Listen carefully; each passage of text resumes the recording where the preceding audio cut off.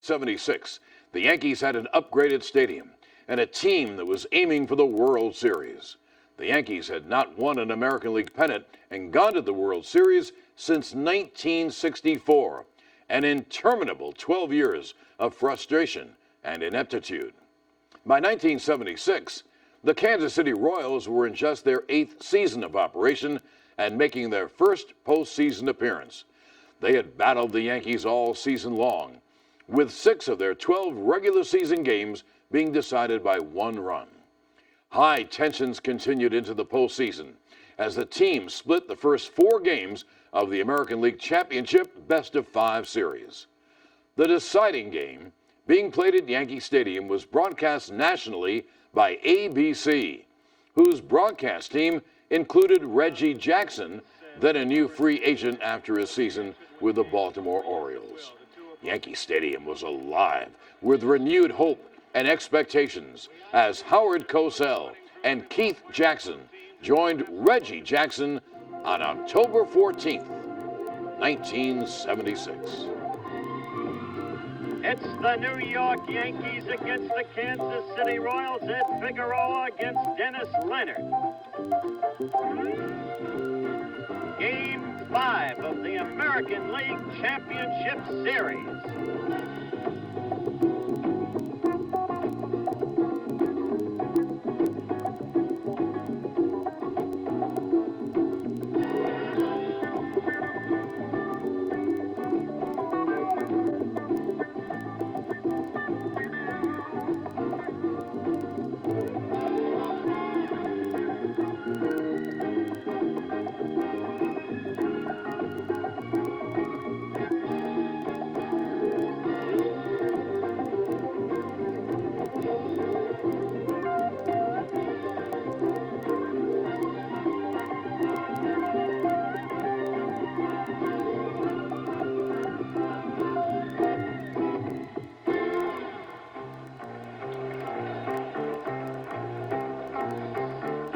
From Yankee Stadium in New York City, the final game of the American League Championship Series, the Kansas City Royals against the New York Yankees. Starting in left field for the New York Yankees tonight, number 6, Roy White, as we set the Yankee defense for the top of the first inning. In center field for New York, the flyer, Mickey Rivers. Over in right field, the left-hander, Oscar Gamble, number 23. At third base, the American League home run champion, number 9, Greg Nettles. At shortstop, number 11, Fred Stanley, who's been outstanding in this championship series. At second base for the New York Yankees, number 30, Willie Randolph. At first base for the Yankees, power hitter Chris Chambliss. Catching tonight for New York will be Thurman Munson, number 15, and doing the pitching, right-hander Ed Figueroa, who was the loser in Sunday's ball game but had a fine season, 19-10. Keith Jackson, along with Howard Cosell and Reggie Jackson, and don't you love it when it gets down to the nubs? Everything is up for grabs tonight as Al Cowan steps in for Kansas City to lead off. He'll be followed by Tom Poquette, and George Brett and John Mayberry would be the 4th hitter if someone should get on. The temperature heading toward the middle 50s tonight in New York City, and here is the first pitch of the final game for the American League pennant. If the Yankees win tonight, it'll be the 30th pennant for New York. If Kansas City wins, it'll be the first ever for a ball club that is just finishing its 8th season.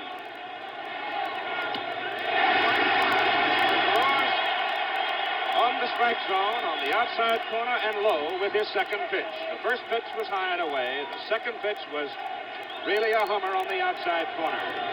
Collins Jackson takes this one a little low.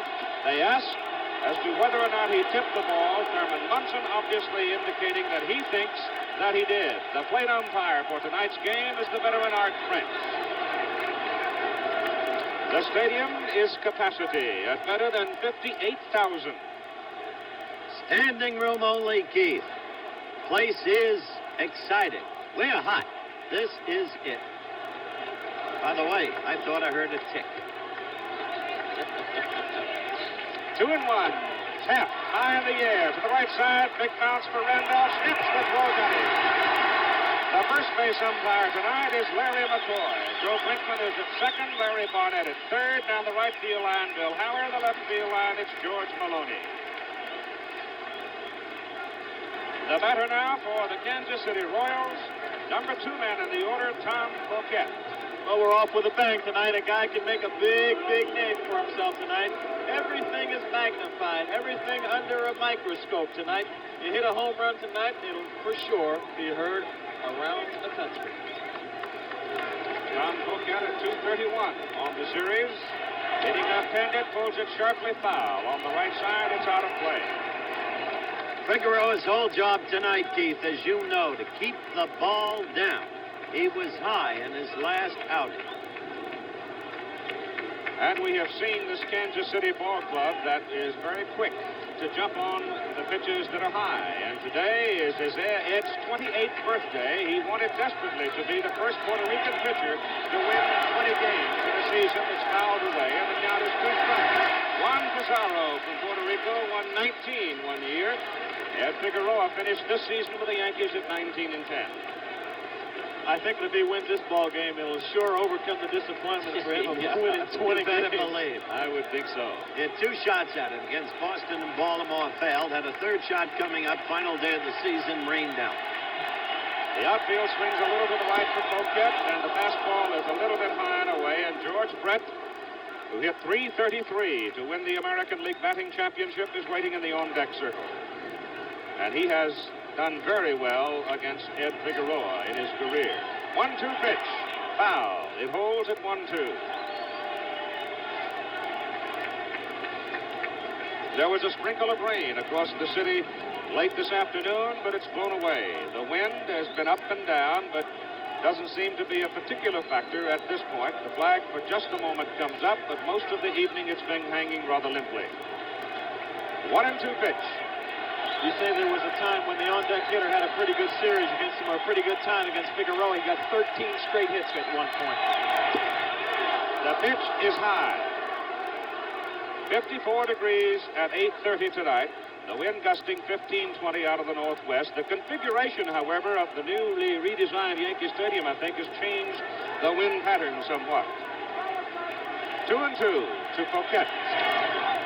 Foul back here. This little guy's been a tough out the whole series. He's almost played a lot better than people have expected. But what do you expect from a guy? He's hit .300 all year, and he's doing a little bit better than that right this series. It's been a pleasant surprise for, I'm sure, all the people around the country. Not a surprise for the Kansas City Royals because they know what he can do. 2-2 pitch to Poquette. He struck him out on a low inside pitch. That is the kind of pitch Figueroa will have to achieve all night.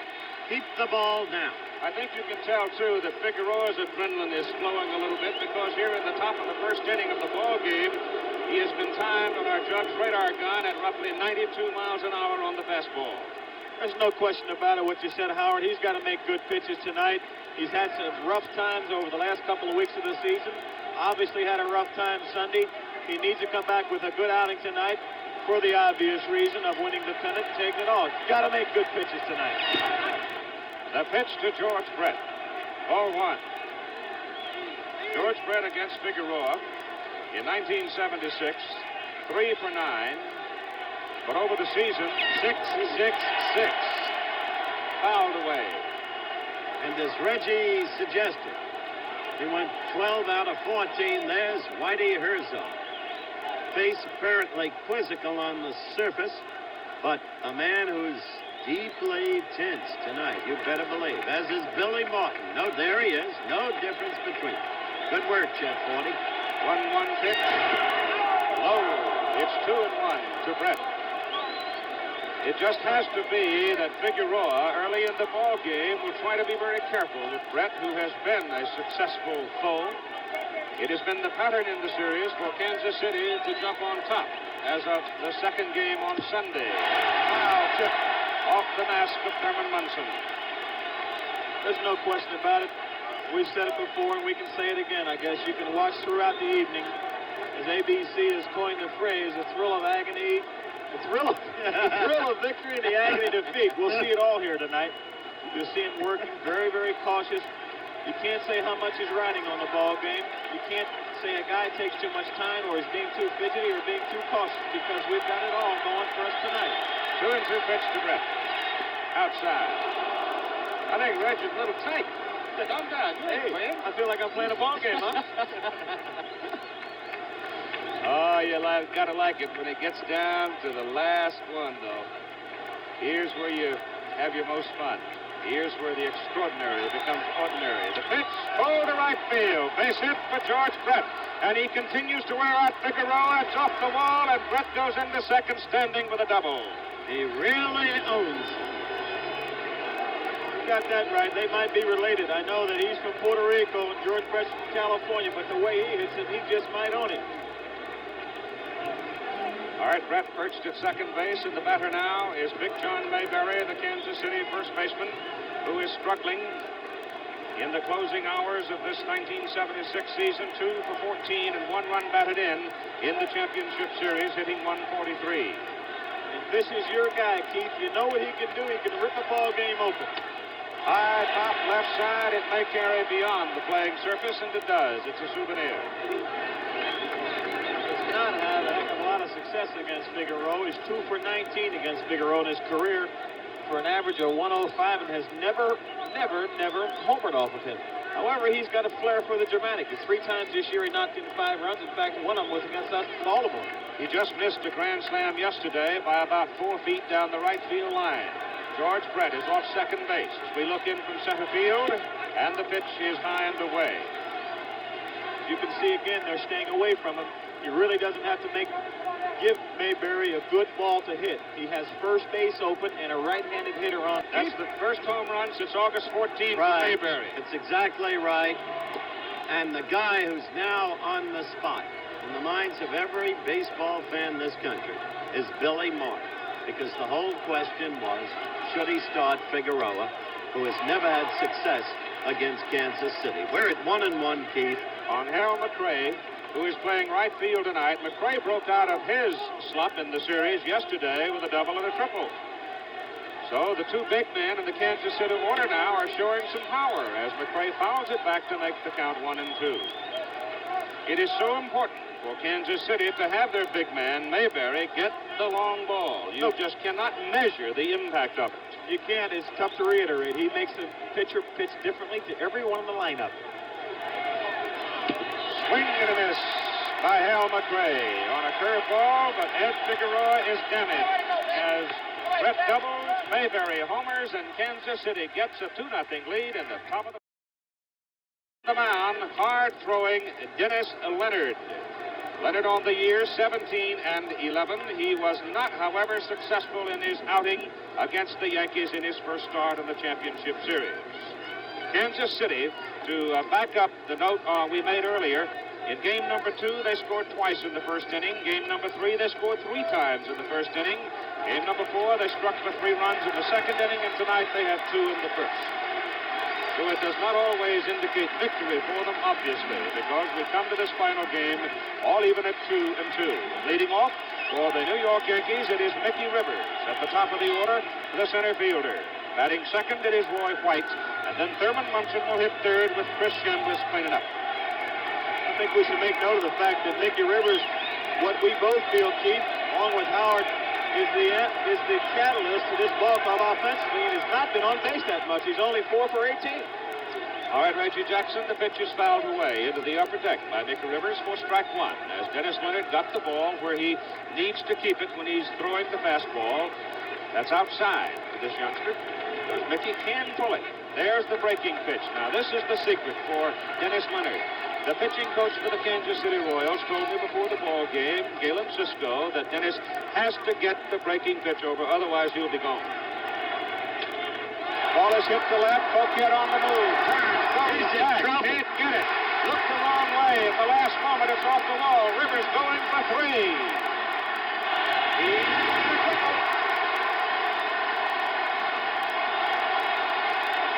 He's got him going. Oh, Kent was in trouble immediately. He knew the ball was going much deeper than he expected. He turned the wrong way. Let's look at it again. Here's a breaking ball on the outside part of the plate. Rivers hits the ball a lot further than can be anticipated. Not a power hitter. There you see it way out there by the 387-foot mark. Croquette does the best job he possibly can. Ball hit over his head, and he just can't get to it. Rivers can fly, and there you see the stand-up triple. Keith?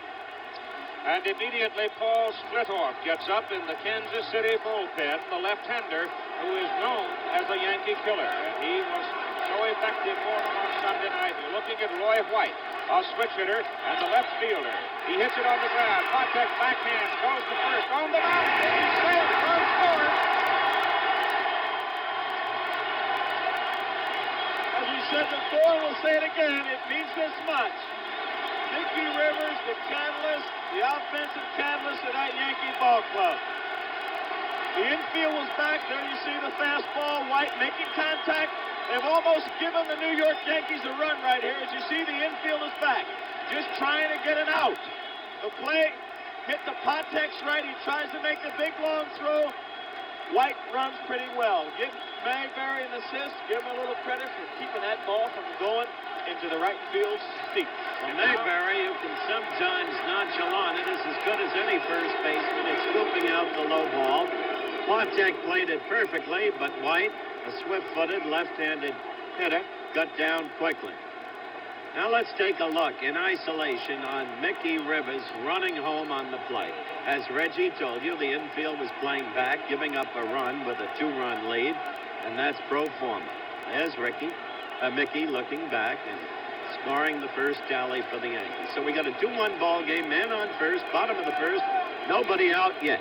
Mayberry having homered with 1 on. In case you've just joined us, in the first inning, Brett had doubled with 2 out. Paul Splittorff is in the bullpen getting ready in a hurry. Dennis Leonard has had the conference with Whitey Herzog and his catcher, Buck Martinez, and the big worry about Dennis Leonard is, as Reggie noted earlier, he's an emotional person. Very much so, Keith. He's an emotional kind of a guy. He said he was going to go out and just give it all he had. In fact, they knew he's an emotional guy. Consequently, he didn't know he was pitching until he came to the ballpark today. They didn't want to let him sleep on it because he probably wouldn't have been able to sleep on it. Thurman Munson, Keith. A 389 hitter. The Yankees have 12 doubles in this series in 4 games. 2-1. Kansas City as they throw to first to keep Roy White close. Both teams down with 2 base hits. Nobody out for New York. Run home and White on first. Stop play, balloon on field. That's become rule of thumb here at Yankee Stadium. The Yankees with an electrically excited group of fans all year long. Standing room only house tonight. We may be over 58,000 people. The fastball is low. Thurman Munson for ball 1. He's going to go right at him, as you see. I'm sure they went out and had a conference in the mound and told him, just settle down and relax. As we stated before, and we'll say it again and again, because we feel it's important. It is important. He's an emotional guy. Got great ability, great talent.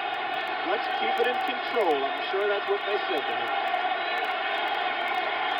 Wire goes Roy White. Munson swings and misses. Martinez throws. Roy White got a perfect jump on the ball. It was no contest. Martinez never had a chance. There's a big jump. It's a good jump. He takes his glance like he's supposed to. See Patek with the excellent position. Again, no chance. Don't even bother to make a tag. Maybe Buck Martinez had a little trouble finding the handle on that ball, Keith. Still nobody out for New York. Bottom of the first inning. A 2-1 ball game, and White at the turn with Munson up 1-1. Now we've got no outs, and I'm sure that Thurman, if he's going to get a base hit, will try to get it to right field. So if he does not get a hit, he'll advance the runner by hitting the ball on the right side of the infield. There you see him try, swing late, and try to advance that runner. That's the name of the game. Get that man over there with 1 out or less than 2 outs. You have the opportunity to score him with an error, a ground ball, or a fly ball. 1-2 count now on the Yankee catcher as Dennis Leonard trying to weather a first-inning storm. Splittorff is active in the Kansas City bullpen.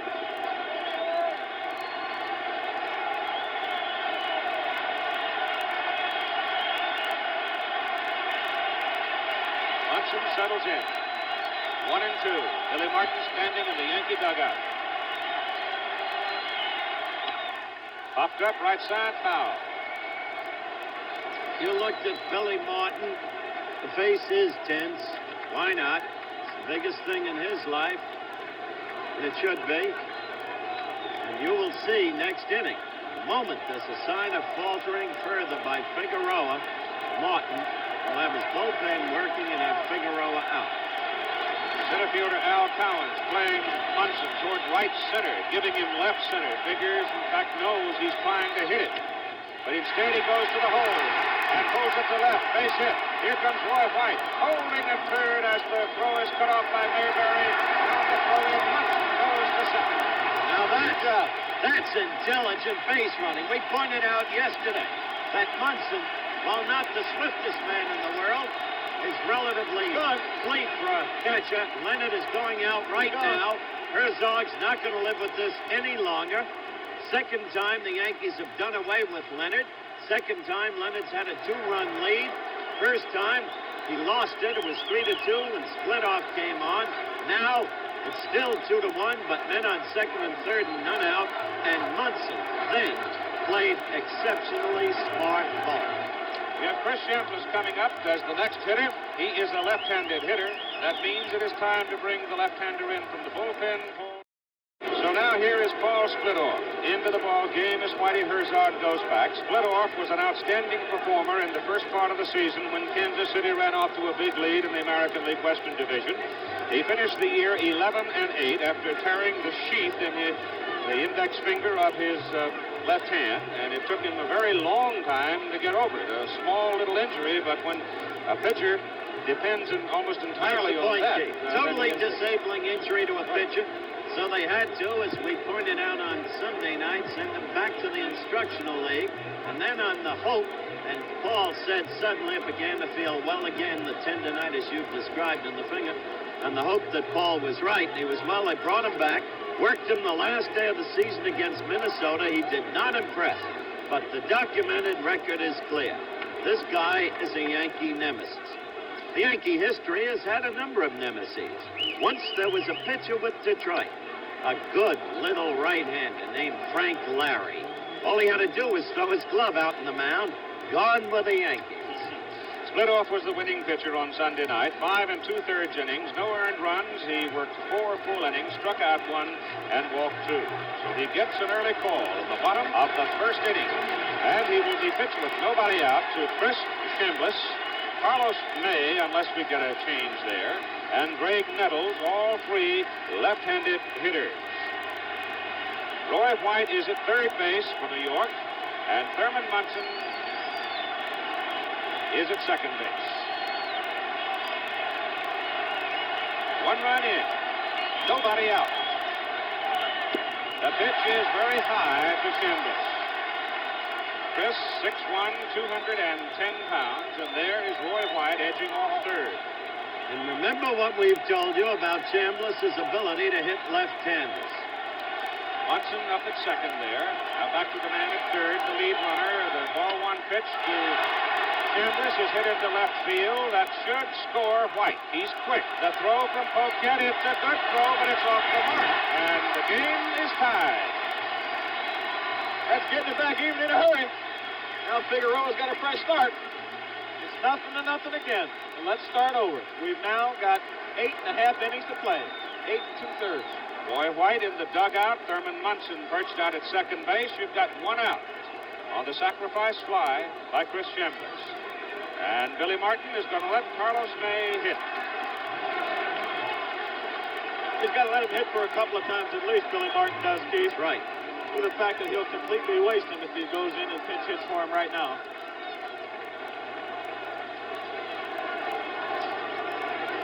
Two for 6 in the championship series, the 4 games we played.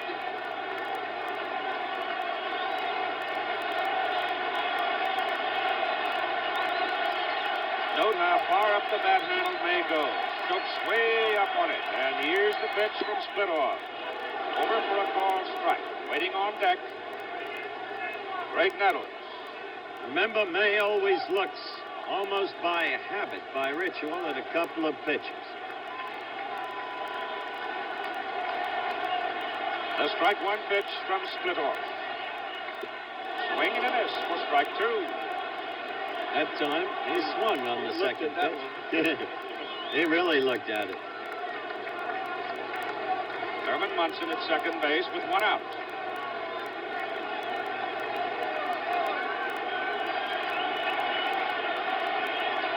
Concentration, intensity in a guy's face. Rerun of the signs from Buck Martinez. And Splitoff checks at second. Munson off. Pitch to May. Popped up on the left side, out of play. Whitey Herzog did not start Splitoff because he knows he has pitched sparingly over the latter half of the season because of the injury that Keith described. Now he finds himself in the position of having to put Paul in when he didn't think he could go a full game in the very first inning. There were none out when Paul came on. One cannot reasonably expect, despite the nemesis factor, that Paul will be able to go all the way, maybe 6 innings. Punch foul. Count holds at 2 strikes. Billy Martin. Well, I wonder what he's thinking right now. I can't help you.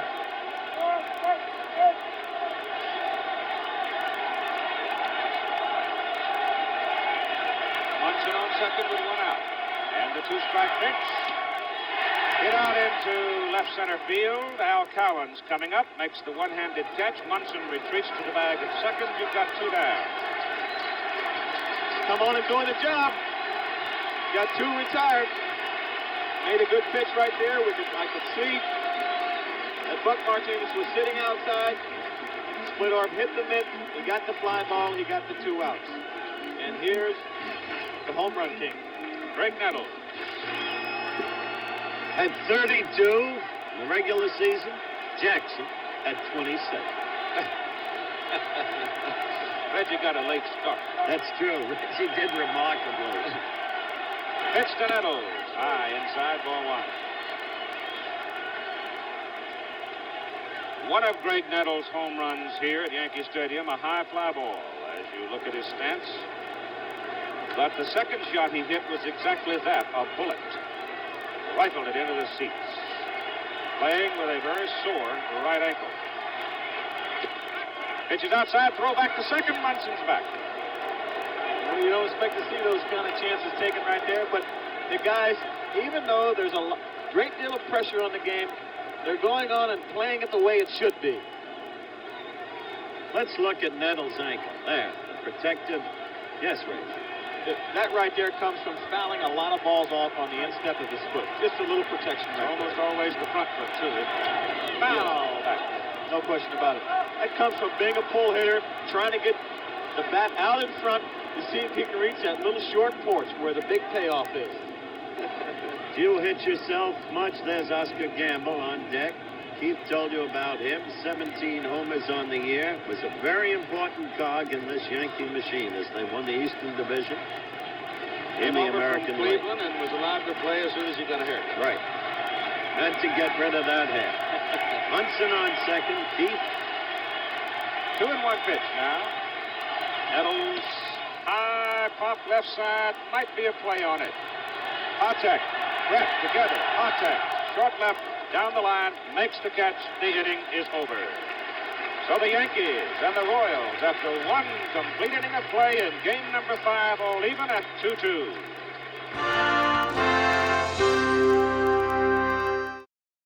And at 2-2, we go to the top of the second inning for Kansas City. Jamie Quirk, the designated hitter. Cookie Rojas, the second baseman, and Fred Patek, the shortstop.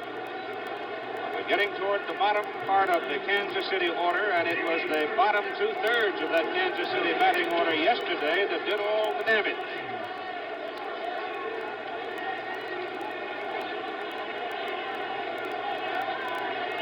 Jamie Quirk, a triple yesterday, and 2 runs batted in. He scored himself, and he hits a dart down the right side, foul. Yes, he did, and that's not the way to start off an inning. Eddie, go back and rub that ball up, and spit in that hand, and rub it down and in and out. Talk to the ball, maybe. He's still remembering that hanging curve he threw to Mayberry.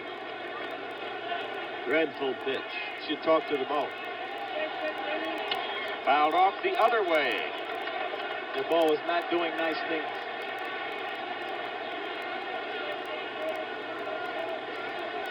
So Kurt now, the youngster out of Whittier, California,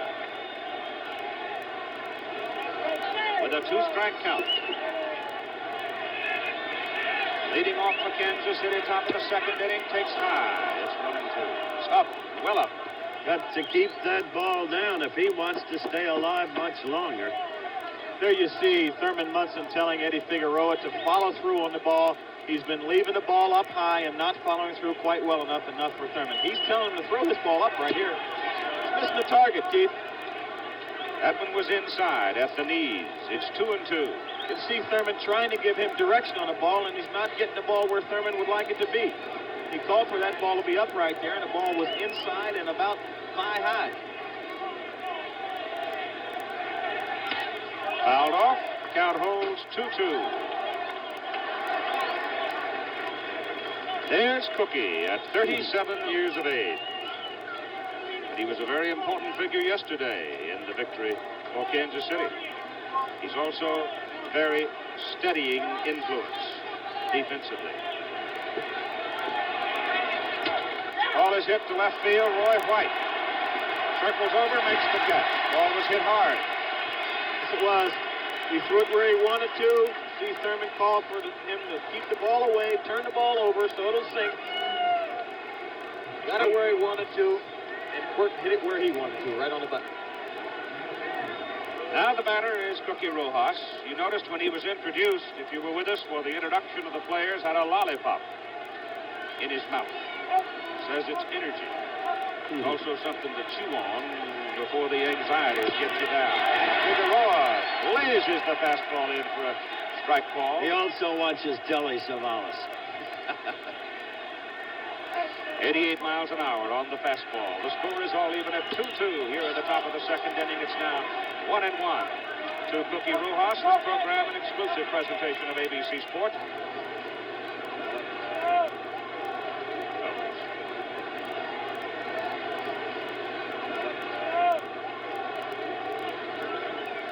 Keith Jackson, Howard Cosell, and Reggie Jackson sitting here in the booth overlooking the field of play at Yankee Stadium in the final game, the game that means the American League pennant. And a chance, if you can call it that, to go play the Cincinnati Reds in the World Series. Rojas delivers it up the middle, base hit for Cookie. So Cookie Rojas picks up his third hit in 6 trips. He's hitting an even .500. Definitely doing the job that they asked him to do. They put him in the lineup. They were looking for some leadership, some stability, and he sure is providing it. 37 years old. You can call it old if you want to, but when I get to 37, I sure hope I don't feel like I'm old. I hope I can feel like I can play baseball if I want to. They called him old, but 37 is not old, is it, guys? We told you yesterday it was a very good year. I like hearing it. You're not that far away, Reg. Something to look forward to and something for us to look back on, I suppose. Here is Fred Patek, now the shortstop for Kansas City. And Fred Patek having a good series. 6 hits, 14 at-bats. He has 4 runs batted in. He's been outstanding defensively. 5'4", 144 pounds. Ball 1 the count.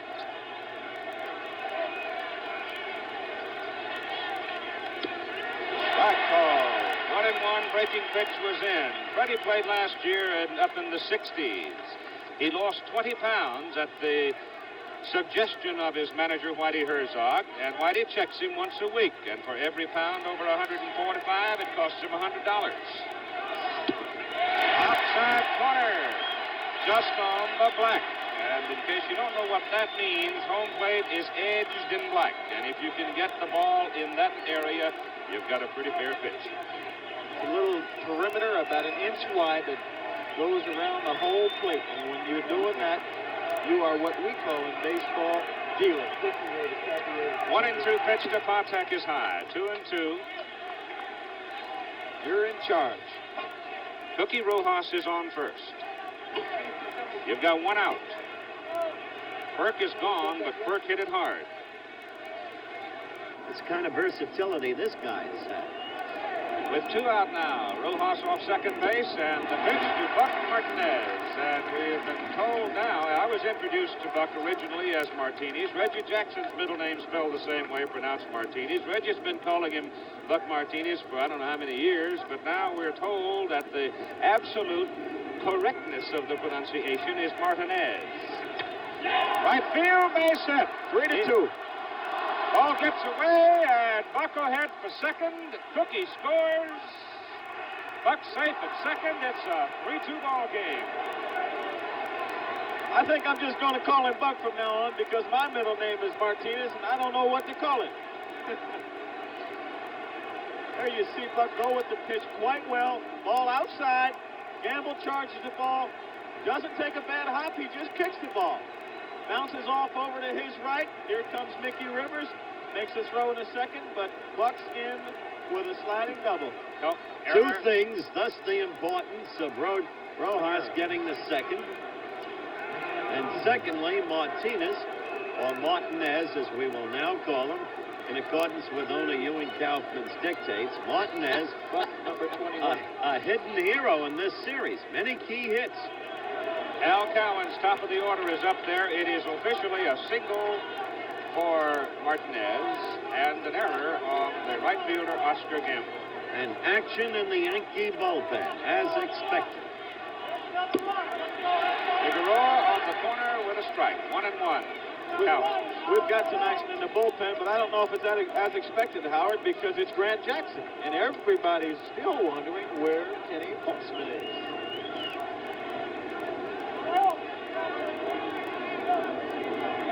Martinez off second base. Buck with the big lead. Ball tapped over the mound. Randolph has it. Throws to first. And the inning is over.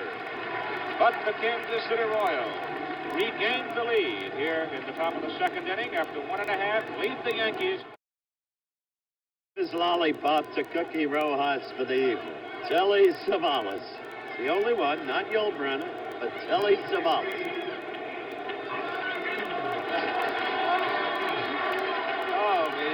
Well, I thought it was Otis Siskro. Otis, number 80, Oakland Raiders. Bottom third of the order now for the Yankees. Oscar Gamble, Willie Randolph, and Fred Stanley. As we go to the bottom of the second inning, and it's foul. And I'll guarantee you if that one had gone into the crowd, somebody would have had some sore fingers. Did I say 80? 60. The man of the hour, Keith. All split off. Dennis Leonard pitched to 3 hitters, had very little success, and split off was summoned. And he did the job, and it's now 2 strikes on Oscar Gamble as Oscar looks at a breaking pitch, and it's in on the corner. Let's make note of the fact he's come on and he's pitched well already. He's starting to set a pattern, starting to get in a groove. That one's high and away. 1-2. They've got to stop before he gets going. 1 ball and 2 strikes. You see him get the pitch, get it to 0-2, and then he'll go away with a bad pitch. Cardinal rule.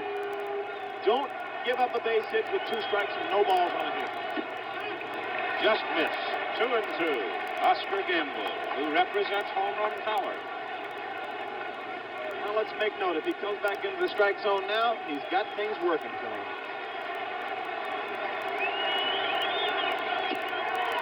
Got him on the outside corner. Strike 3 call.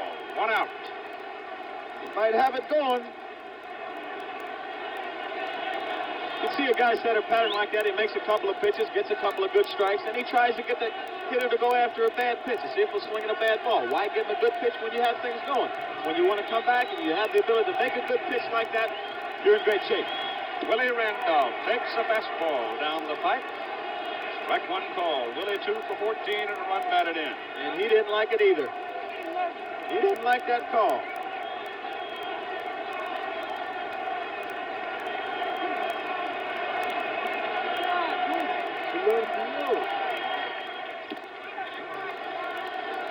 One and one to Willie.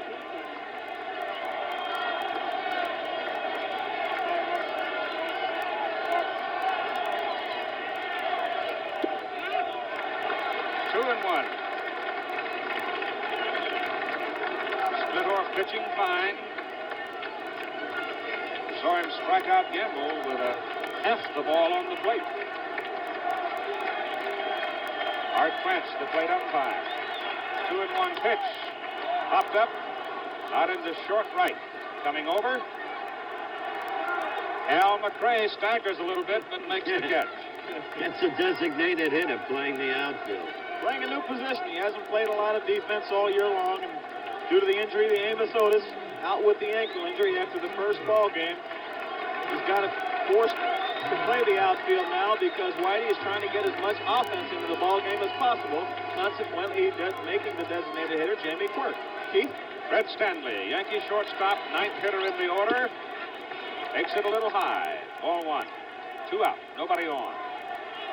Kansas City leading 3-2, bottom of the 2nd inning. Game 5, the last one of the American League Championship Series. There's a strike. It's 1-1. And I'll tell you this, Splittorff looks very quick. He is firing the ball. He is totally confident against this particular ball club.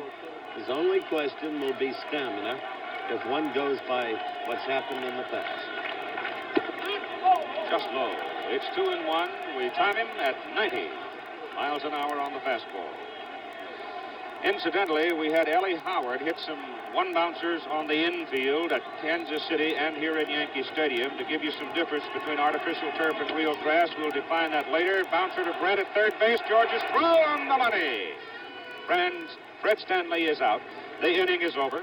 The Yankees gone in order after 2 complete innings of play. It's Kansas City 3, New York 2. Royals in the top of the 3rd inning. It's Tom Poquette, George Brett, and John Mayberry. To finish the story on the AstroTurf or the hardened turf or whatever the artificial surface might be, Ellie Howard hit a bunch of ground balls the other day in Kansas City. We took the Jugs radar gun. Then he came to Yankee Stadium and hit 20 ground balls. Same stroke, certainly not a scientific measurement, but the difference, the artificial turf is roughly 8 miles an hour faster than real grass. And to see if we can go a little bit further, we've had Figueroa clock tonight one time at 92 miles an hour, and then we've seen Nolan Ryan, the fastest pitcher in the game, at right around 100. That's an 8 mile an hour difference. Ball bunted, Figueroa traps, throws, Poquette's out. Poquette trying to drag it to the right side, did not get it far enough around, and Figueroa made a good play on it. You know, Keith, we asked many of the members of the Cincinnati Reds whom they would most want to play against in the World Series and why.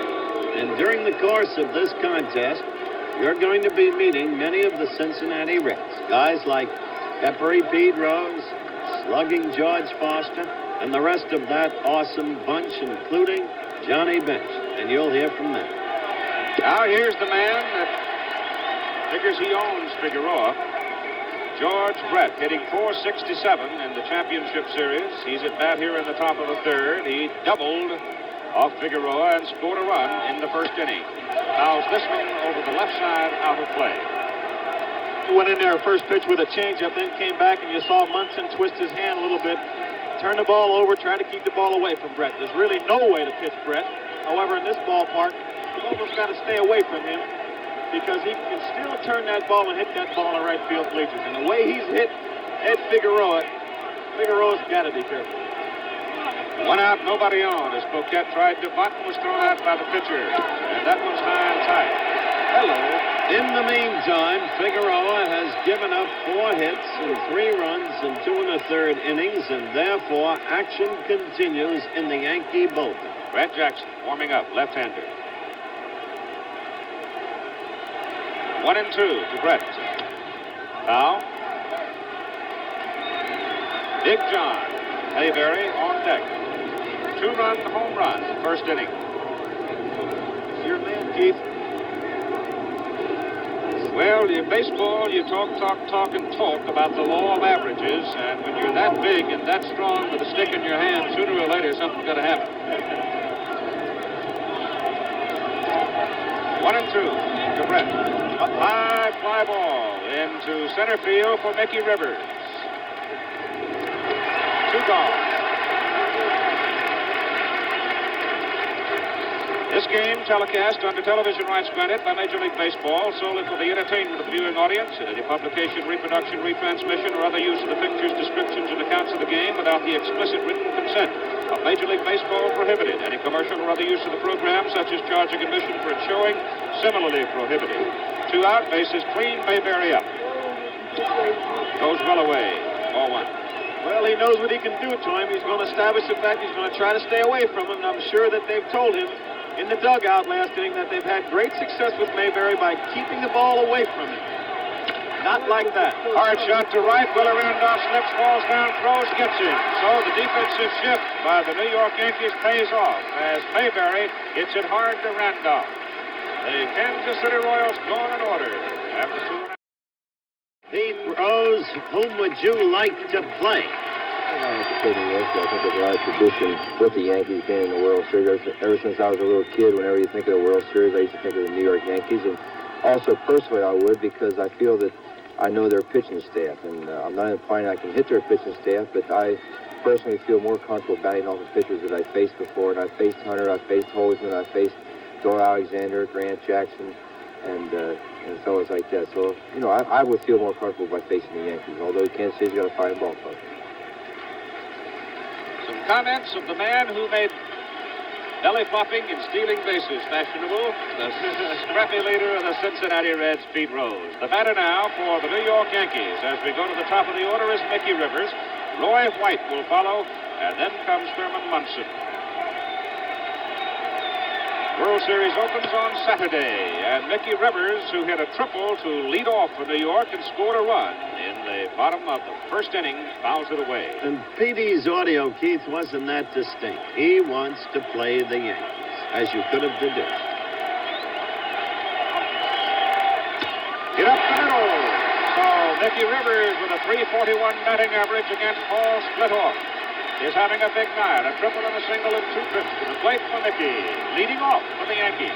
He makes him go. He's hit .351 off the Splitoff for his career, so I'm sure we'll see some action down there by Rivers. Will he run? Will he get something going? I'm sure that he will. You get a guy like that on the bases, it makes things happen. He's got your infielders wondering who's going to cover second base if he goes down the field. He's got all kinds of movement happening. The catcher's thinking about making a good throw. He distracts from the concentration of the pitcher. Keeps him from thinking completely about the hitter. But the left-hander should be able to keep him a little bit closer to the bag. Mayberry holds against him. Roy White slides up the bat panel as if to bunt and move him up towards second base. Pulls it back and takes ball 1. Elston Howard is the coach at first for New York, and Dick Hauser is the coach at third.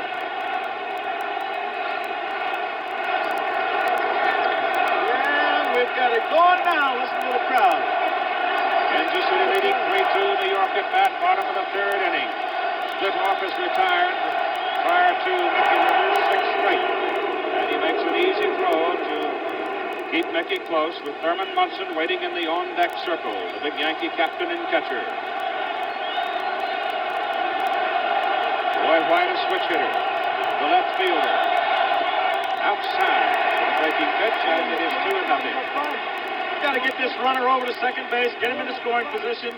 See all kinds of things happening out there. Your outfielders are wondering what to do with the ball, getting it in their minds what to do with it if he hits the ball in the outfield, where to throw it, because Rivers can fly. We're going to see some action on the bases now. Keith?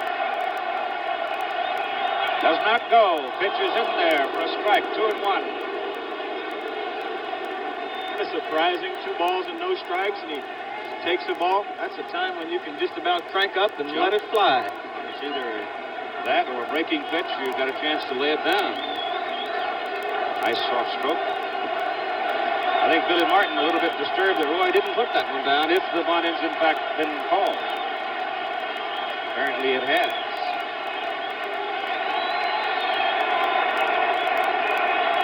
Two and one.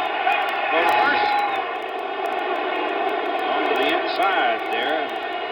Mayberry having to scratch it as Whitey Herzog looks on from the dugout. There's Martin. Again, they go to first. Trying to keep him close just to see if they can take that one extra step away from him. Just may keep him from going to third base on a base hit. May help him get a double play at second base because, as you said before, and you can't say it enough, he can fly low to the ground. That one's high and away. Snap throw to first, and Rivers is back. Keeping him in check. Well, Buck took a shot at him. You can see now it's very obvious the attention that Mickey Rivers is drawing. Throws over to first base, throws from the catcher, excitement from the crowd. He just turns everybody on, turns on the action, makes things happen.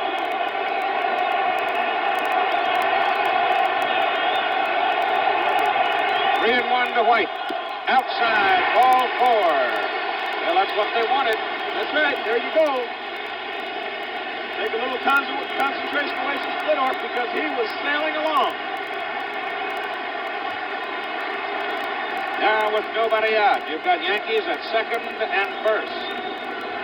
And both of them can really run. Rivers and White.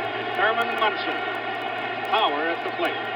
This is really the first time that Splitoff has been in trouble against the Yankees in 2 outings. Now let's see how he reacts.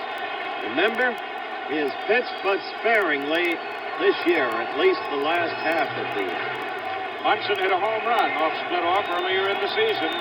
The only hit that he had off Splitoff. Now you have Hassler and Patton both throwing in the Kansas City bullpen. Nobody out. Rivers on second and White on first for New York. Now Collins is playing Munson in right center. Left center is wide open, and so is the area down the line. And the third is way off the mark.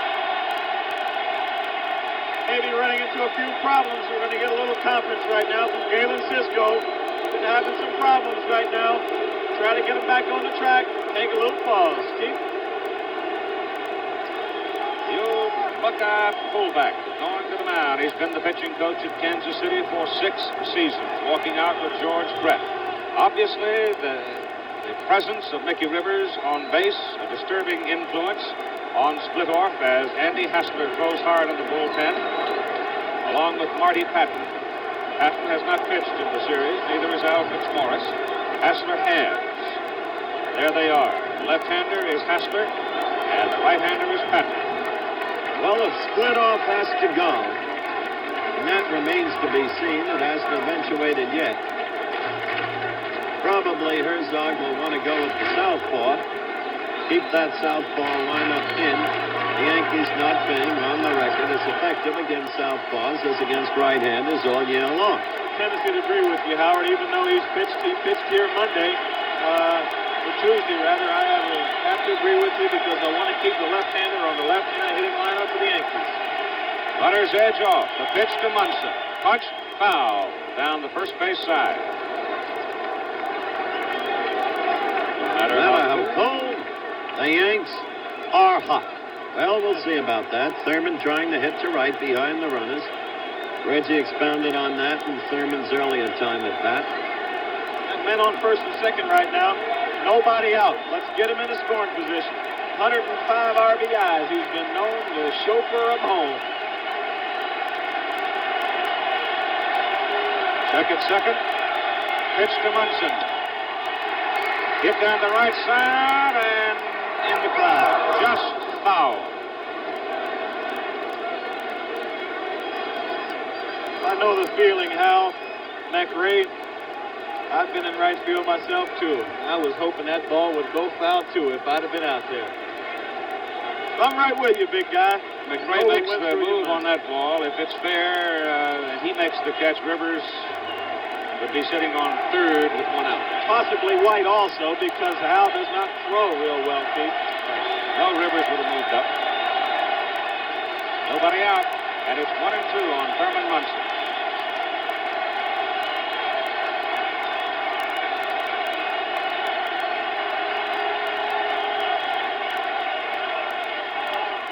Fouled off again over the right side and back in the crowd.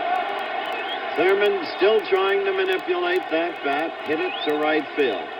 Splitoff is an interesting kid to study, Reggie, when he's on the mound with those specs, seemingly squinting even through them to catch the signs. Look.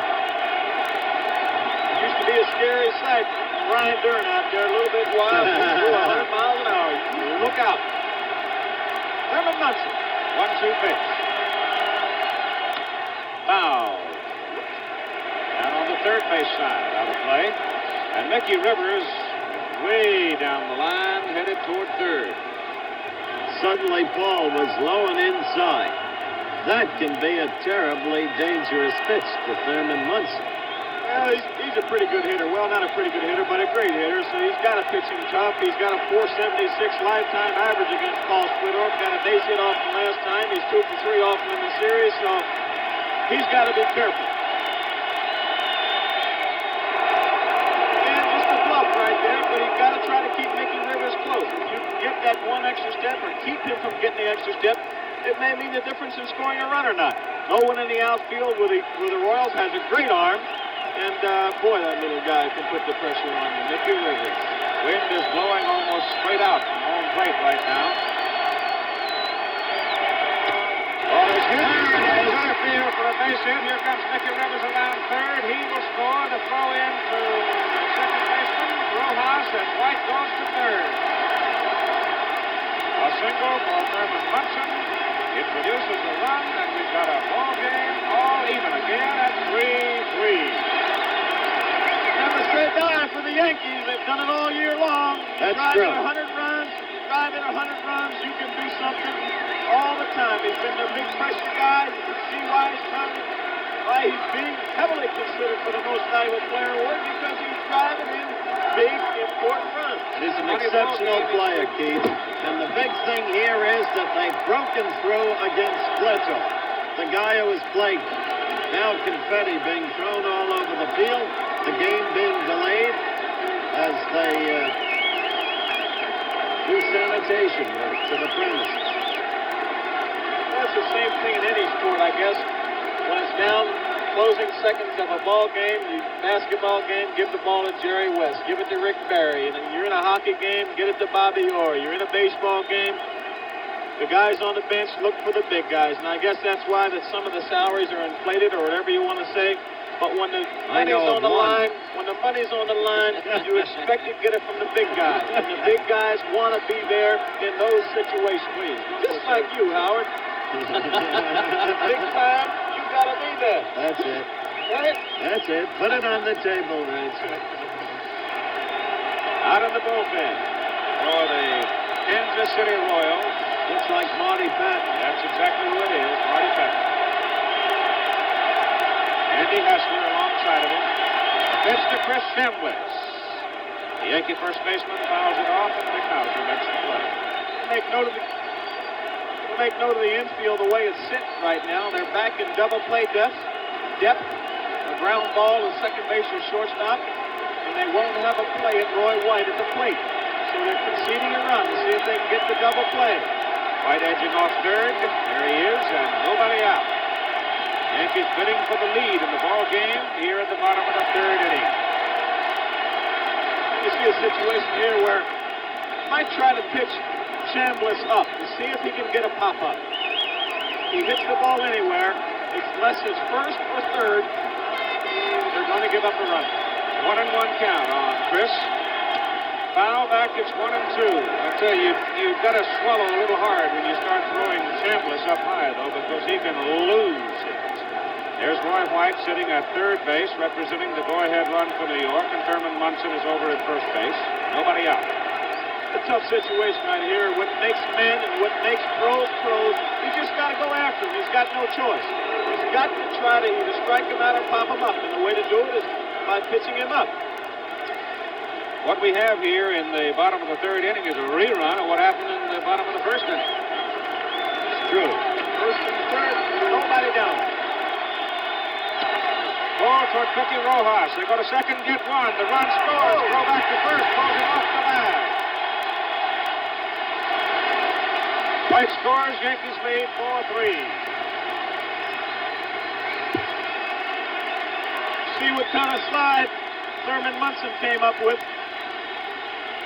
As I said, they'll be giving the run up, going into home, going after the double play, trying to get 2 outs. They believe they're going to score more runs this ball game. The throw to second, and there's Munson. Didn't quite see it, but he took Patek out of the play and caused a bad throw. Nice job by Mayberry. Nice job by Munson. Another little thing that's not shown in the scorebook. Break up that double play. Now only one out instead of two. And here's Carlos May. Keith? 4 runs, 5 hits, and an error for the Yankees. 3 runs, 4 hits, and no errors for Kansas City. The Yankees are cooking here in the bottom of the third as May hits a high fly ball into center field. Al Cowens drifting in and has the second out of the inning. Chris Chambliss comes back to first, having been aboard safely on that fielder's choice, and it's Kansas City missed on the effort of the double play.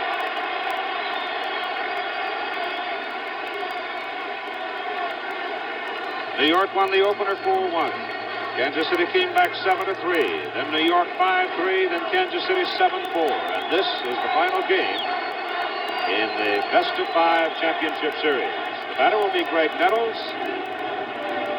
Paul Splittorff steps off the pitching rubber as Hal McRae is doing some cleaning up out in right field.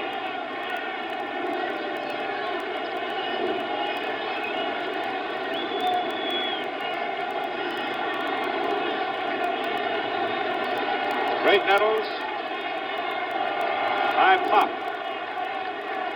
to down the left field line and short left as Fred Patek made the play on him. So he's 0 for 1. So you can see he's hit a couple of home runs. Big day yesterday. 2 out now. Chambliss off first. 2 runs in. Splittorff's pitch just outside.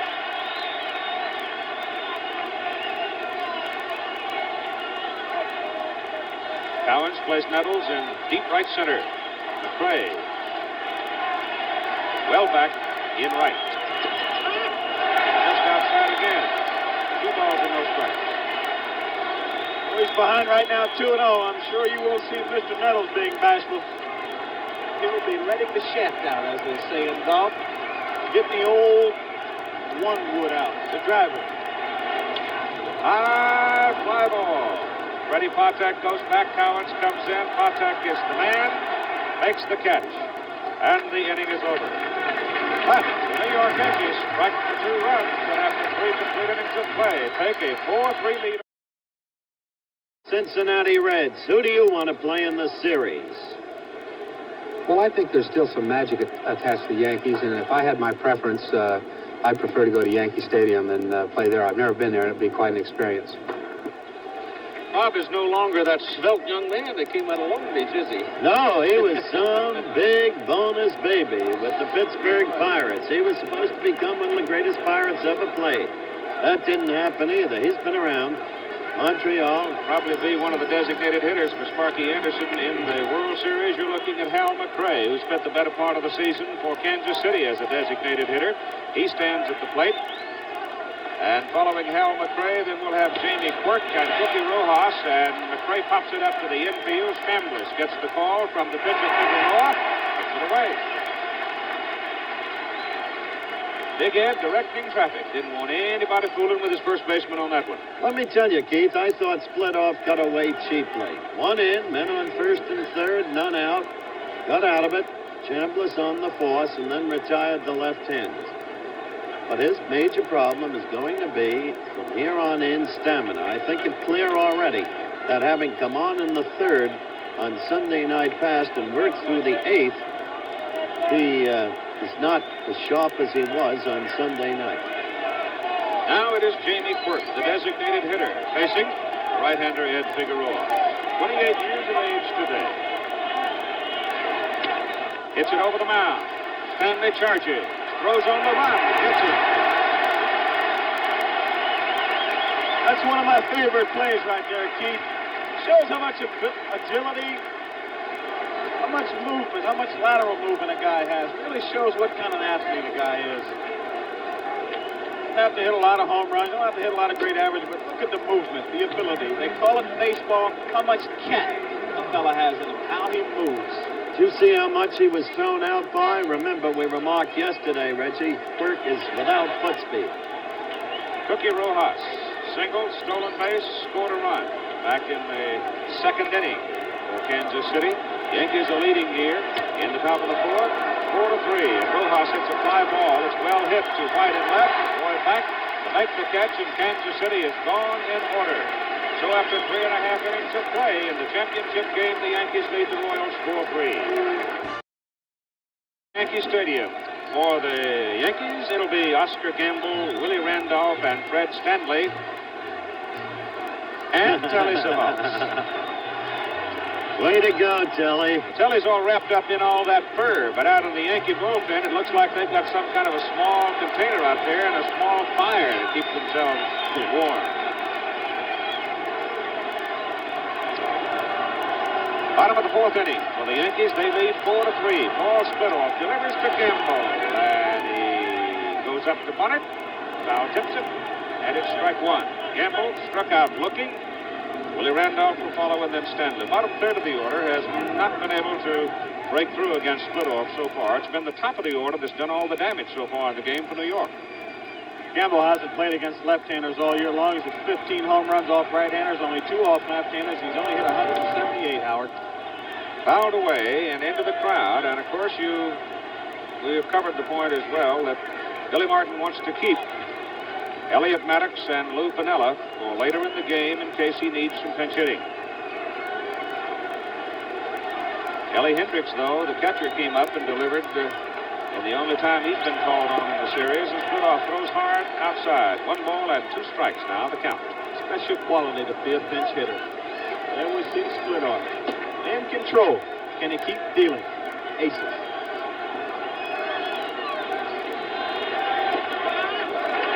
I'll tell you, that took a little courage on Oscar's part to take that. Yes, pitch. it did. You see again, ball and 2 strikes, and he went and tried to make a pitch. So maybe he's starting to settle back down into a groove again.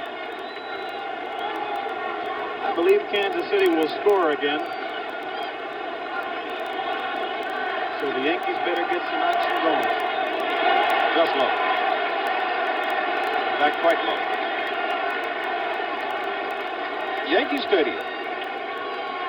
Rebuilt in a way and refurbished a lot. To the tune of about $100 million.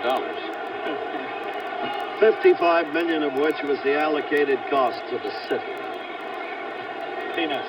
This is New York. 3-2. Bounce past the pitcher. Rojas got a hurry. Cookie snaps it. Mayberry scoops it. A good play by John. Excellent play. Big league all the way. There he is. Providing leadership and stability to the ball club. Doing his job. Rojas made a good play, but so did Mayberry. Now watch this.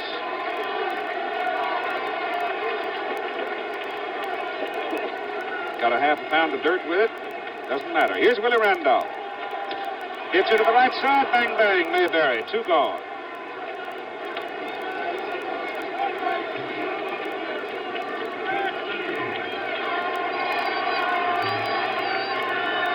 They do make it look easy, don't they? He's got good hands for a big man. Good, soft hands. Not like mine. In fact, I noticed that yesterday when you poured your coffee all over it. I was thinking about signing a glove contract with Bethel Steel. Ball is inside. 1-0 now, and you are looking at Fred Stanley, the Yankee shortstop. He's had an interesting series thus far. Look at that batting average. Just off the outside corner. 2 out, nobody on. Well, again, here's a guy that knows his limitation in his capacity. Just try to hit the ball to right field. Just try to move it around. Just get it over the infielder's head because he knows he's not a home run hitter. But there was one night here, Reggie, during the season. It was against the Minnesota Twins. He hit a home run down the left field line, just foul. He got back up there, and he repeated. This time, just fair. The ball went about 314 feet and in. Home run. There's the strike. 3-1. Definitely taking. Now, will he be taking on this pitch? We heard about that home run. When a guy like Stanley hit him, everybody in the league opens up their eyes. Yep, taken all the way. 3-2. Trying to be a base runner. Trying to get on base. Gotta admire that guy.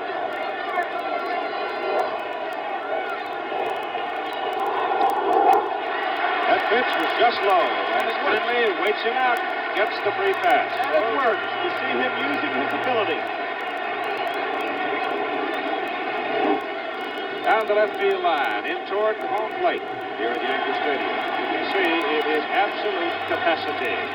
The wind continues to swirl around, and if it's blowing in any particular direction, it will be straight away. Here's the top of the order now. Mickey Rivers, 2 for 2. You see, a triple and a single, and he has scored twice, and he has been trouble tonight.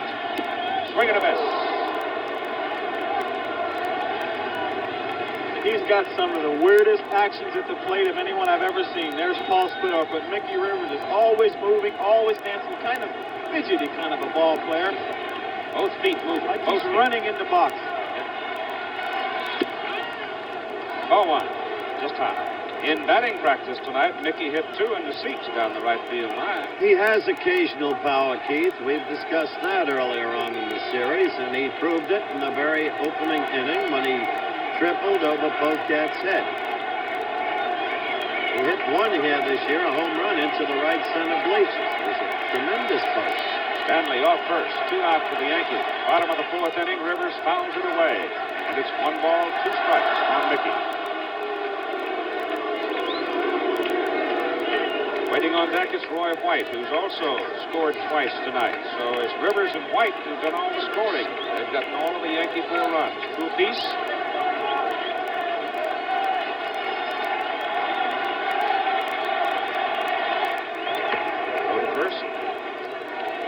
I don't know if we can get a look, but you see the second baseman and shortstop in constant conversation to see who is going to cover that bag. A sophisticated game, baseball.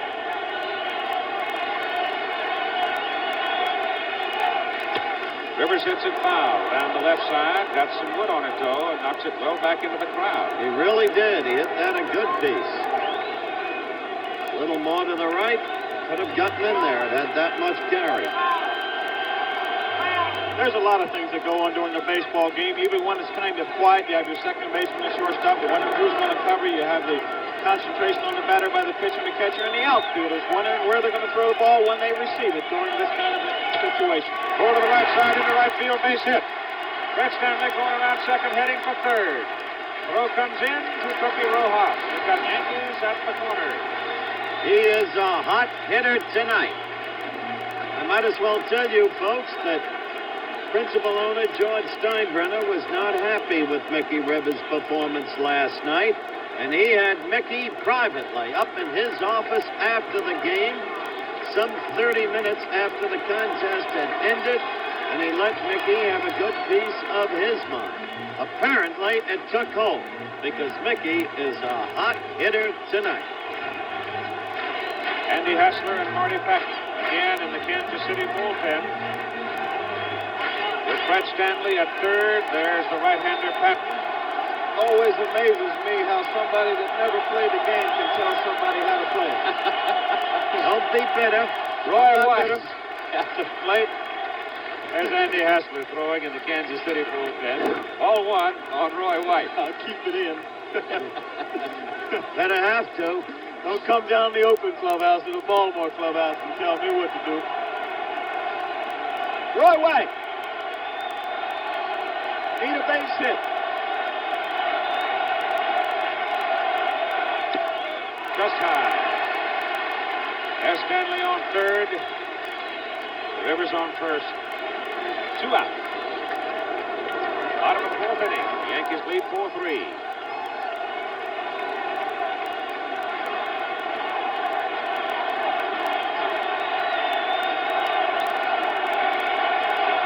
No strikes to White. 3 balls, no strikes. I'll tell you this, on that particular pitch now, Reggie Jackson looked to me like Splitoff was trying to reach for a little too much. Well, Splitoff may get out of this situation. But now, second straight inning, he's had to work very hard again. And there's no way, in my judgment, with the limited amount of pitching he's done this year, that he can go very long tonight. There's the council. Nemesis should end tonight. Galen Cisco and Whitey Herzog across the way. It's Billy Martin looking on. Yankee dugout on the first base side, and White's aboard. Bases loaded. 2 out. Time called by Kansas City as Brett will come to the mound. Oh, he's loading them up. Now Whitey Herzog coming out of the dugout. That could be it. Yeah, I'm sure it will be, Keith. We're going to get another pitcher because he doesn't want to look at Thurman Munson. He hits left-handers exceptionally well. He's hit .470 against Paul Splitoff in his career, and he's got a hot bat tonight. He's swinging a bat good. So I'm sure we'll see Marty Patton right now. Marty Patton. Been around a while. He pitches more now, perhaps with guile, than he ever has in his career. So time is called. Here at the bottom of the fourth inning, the Yankees leading the Royals 4-3. And we'll be back with more. Yankees in front 4-3 with 2 out, and the bases loaded now in the bottom of the fourth inning. Paul Splitoff leaves, and 33-year-old Marty Patton, 5'10", 180 pounds, comes in with an 8-14 record on the season, but a very good earned run average, 2.49. The book on Splitoff. He went 3 2/3 innings, 2 earned runs, 3 hits, struck out 1, and walked 3. He relieved Dennis Leonard, who pitched to 3 batters and was roughed up for 2 earned runs. And Thurman Munson will be the first man to hit for the New York Yankees against Marty Patton. Munson with a pair of singles in the ball game tonight. And characterizing Patton, Keith, he is not overpowering, but he's been doing better than expected in the late going of the season. He keeps his fastball away from a right-handed hitter. He can't hold runners, according to the scouting reports, and has balked occasionally. That's the scouting report on Marty Patton. Now we get to the nub of it, as you would say. He goes against the Yankees' most solid ball players. And as Munson walks in for this moment of drama, 56,821 people here, which is a new record for Yankee Stadium. Red Stanley is over there on third base. Mickey Rivers is on second base. Roy White is on first. 2 are out. 2 out. Patton now needs to get an out to avoid. He's swinging the bat good. Royals are facing the stacked deck right now in the Yankees' favor. They got the big gun at the plate with the bases drunk. Loaded or filled. Ball is hit to left field. Poquette holds his position, makes the catch, and on one pitch, Marty Patton gets Thurman Munson. And so Kansas City avoids the big inning as the Yankees are gone. And after 4, it's 4-3. The Yankees.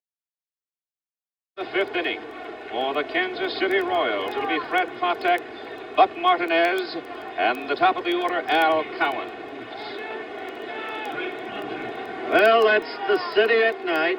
Downtown, the foot of Manhattan, Battery Park, the World Trade Center, that big building which we identified yesterday. There are 2 of them. You only see one behind the other.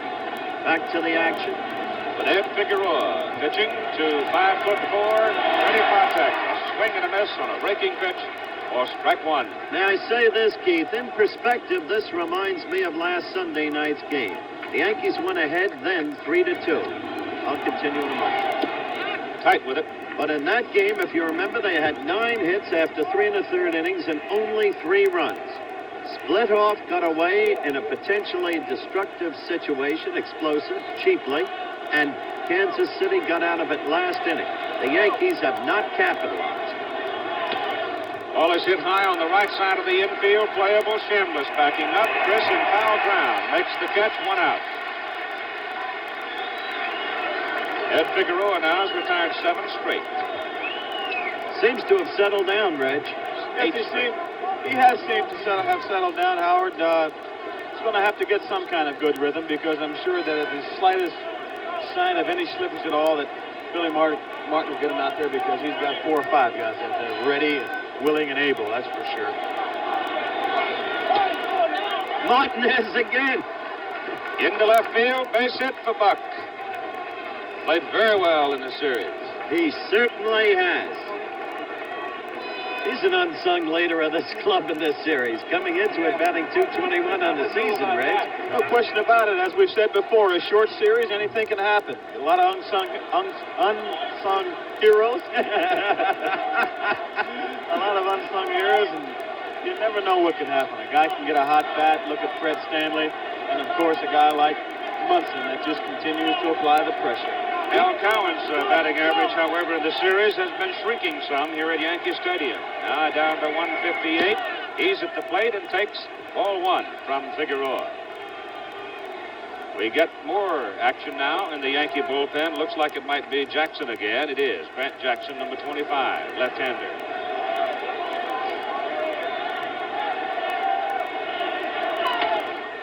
There's on the ground. It's over to Stanley. Steps on the bag. Goes to first. Double play. And the inning is over. So after 4.5 innings of play, New York, 4 runs, 6 hits, 1 error. Kansas City, 3 runs, 5 hits, no error. Andy Hassler on the mound now in relief, and Don Gullett of the Cincinnati Reds. Whom do you want to go against in the forthcoming World Series? I have a feeling that New York possibly might win the ball game tonight, but like I say, nobody knows what can happen in a ball game like this. But I'm looking forward, really, going back to New York. We were there in, I think, 73 when we played the Mets, and I think we want to get back to New York. And I've always heard a lot about Yankee Stadium. I'd like to be there and like to try my luck here. Comments of Don Gullett of the Cincinnati Reds, the hard-throwing left-hander. Andy Hassler now is the third Kansas City pitcher. I'll tell you, our fourth Kansas City pitcher. Marty Patton did his job. He came in through one pitch. Got Thurman Munson out, and Marty now sitting in the dugout watching the first appearance in the series for Hassler. He pitched 5 innings, 4 earned runs on 4 hits, struck out 3, and walked 3. On the season, there the total. He's been well documented as having shaken off a thunderous 18-game losing streak with California, waived for the Angels, picked up by Kansas City, finished the year 5-6 for the Royals. And now Andy Hassler, a big 6'5", 215-pounder out of Phoenix, Arizona, delivers to Chris Chambliss, leading off for the New York Yankees. Here in the bottom of the 5th inning, Chambliss will be followed by Carlos May and then Greg Nettles. And May is in the on-deck circle. Chambliss hits it hard to right center field. May go. It's up against the wall. Al McRae picks it up, throws it in. 2 bases for Chambliss. It's a beautiful thing to see that man stand up there against left-handers. Well, left-handers never really have bothered Chris Howard. He's been a consistent ball player. He's played every day since he's been in the big league. It never really has been best against left-handers, and that's the reason he's had an outstanding season this year. In there every day. That's the only way you can drive in over 90 runs. I'm sorry, Rich. That's his 9th hit, Keith, in the championship series. That ties Pete Rose. Hear that, Pete? Got a man on second base right now. The obvious situation. Will he bunt and try to get him over to third? 4-3. Will they try to make it 5-3? So the other team has to get 3 runs. Keep. Mark Littell, they call him Country Boy in Kansas City. He is the ace fireman. At least he throws the hardest of all of the relievers for Kansas City. And Carlos May now at the plate. Nobody out, and Chris Chambliss on second base. New York leading 4-3, and the Yankees at bat here in the bottom of the 5th. Very important to score a run right now. They can put a lot of pressure on Kansas City right now, psychologically, just by taking advantage of this scoring opportunity. If the Kansas City Royals get out of it, they will have some momentum going for them. So a psychological game going right now. Hassler's pitch, good one. Tough. As Carlos tried to bunt it and missed it.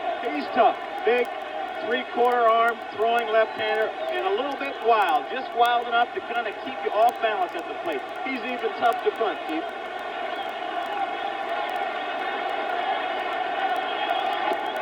Strike 2. And they didn't bunt. They didn't bunt. Nope. Nobody out. They He's didn't tough. move the runner over. This guy is tough. Now Carlos May's job will be to hit the ball to the right side of the infield. Again, can't emphasize enough. You can't say it enough. The name of the game is to win, and to do that, you've got to get runners in scoring position. Struck him out on 3 pitches. Well, there was an opportunity where you could have had a pinch hitter, whatever. But the Yankees have a lead right now. Maybe Billy is saving him for an opportune time or when he feels he really needs it. Now the batter is Greg Nettles. With 1 out, Chambliss on second base, having doubled to lead the inning. Andy Hassler, the fourth Kansas City pitcher in the ball game.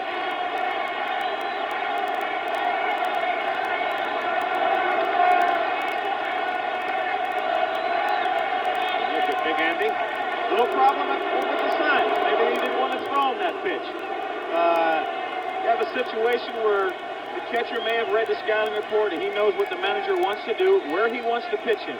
Consequently, Andy Hassler may not agree. Let's go out and have a little summit meeting.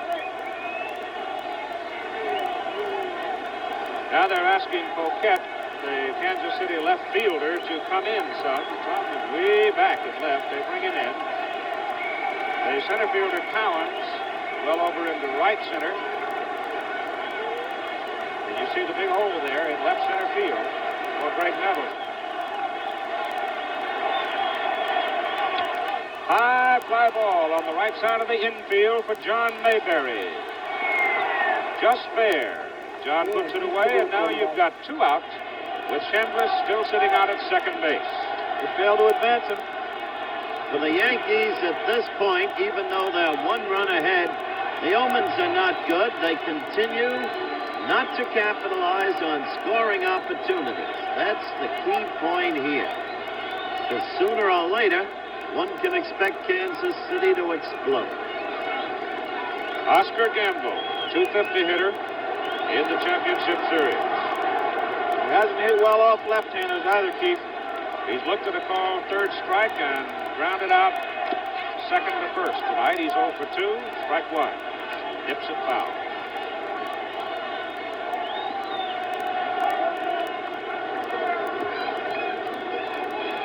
Hassler taking his time, coming down off the rubber, gonna rub the ball.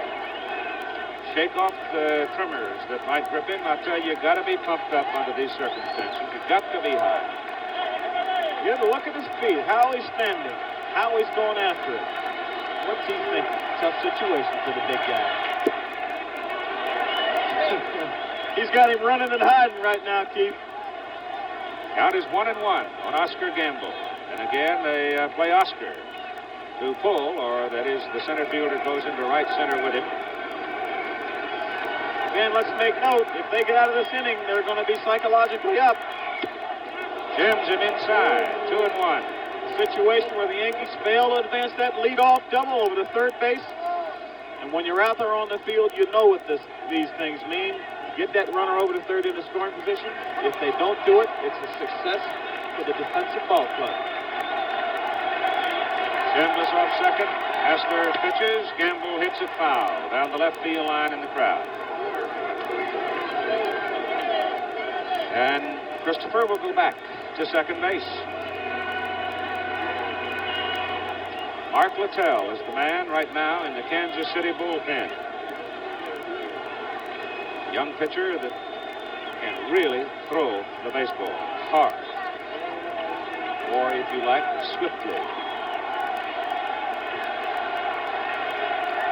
Railway Express, Wells Fargo, right now, instant coffee. 2-2 to Gamble. Hassler off. Wind whipping around, swirling the papers, swirling the dust. It's been gusty all day in New York City. Sort of a sign that winter's coming. Hits inside. It's full, 3-2. You see right there, missed his target. Buck Martinez was sitting outside. Oscar Gamble moved back off the plate from an inside fastball. 3 runs, 5 hits, no errors for the Royals. 4 runs, 7 hits, 1 error for the Yankees. Yankees at bat in the bottom of the 5th inning.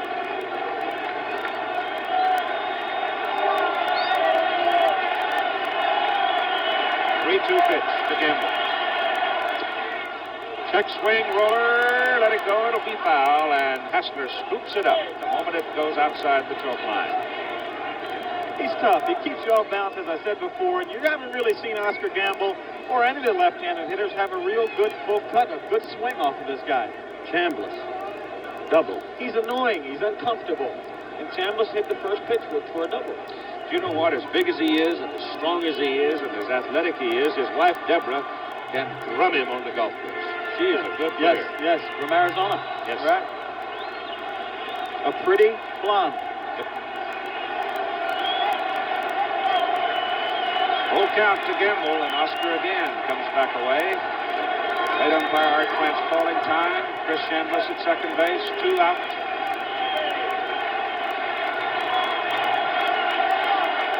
Pitcher in, the hitter squared off here, and Hessler steps off. Playing game. In the series, the Yankees got hit. The Royals 52-34. But the Royals have scored more runs, and it's still 2 games apiece.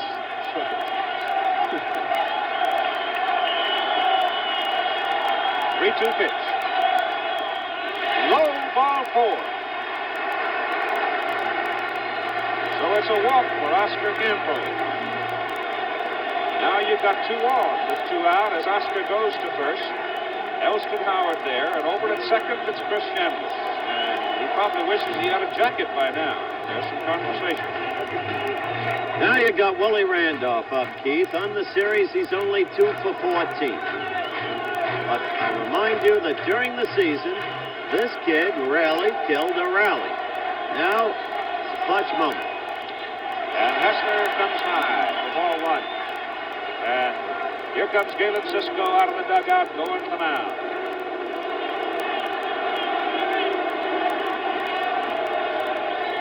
Go out and talk to him right now. Tell him to settle down a little bit, big guy. You got good stuff. Throw the ball over the plate. Give yourself a chance. You got no chance if you walk guys and give them free passes and put them on base. Make them hit the ball. Don't lose. Make them beat you. Make them hit the ball. But make them hit them at somebody. Try to. Give your team a chance to help you. Littell remains active in the Kansas City bullpen. A ball 1 count on Willie Randolph with Chambliss at second, Gamble at first. And Hessler is outside the pitch. The temperature now in the low 50s. May get to the 40s before the game is done.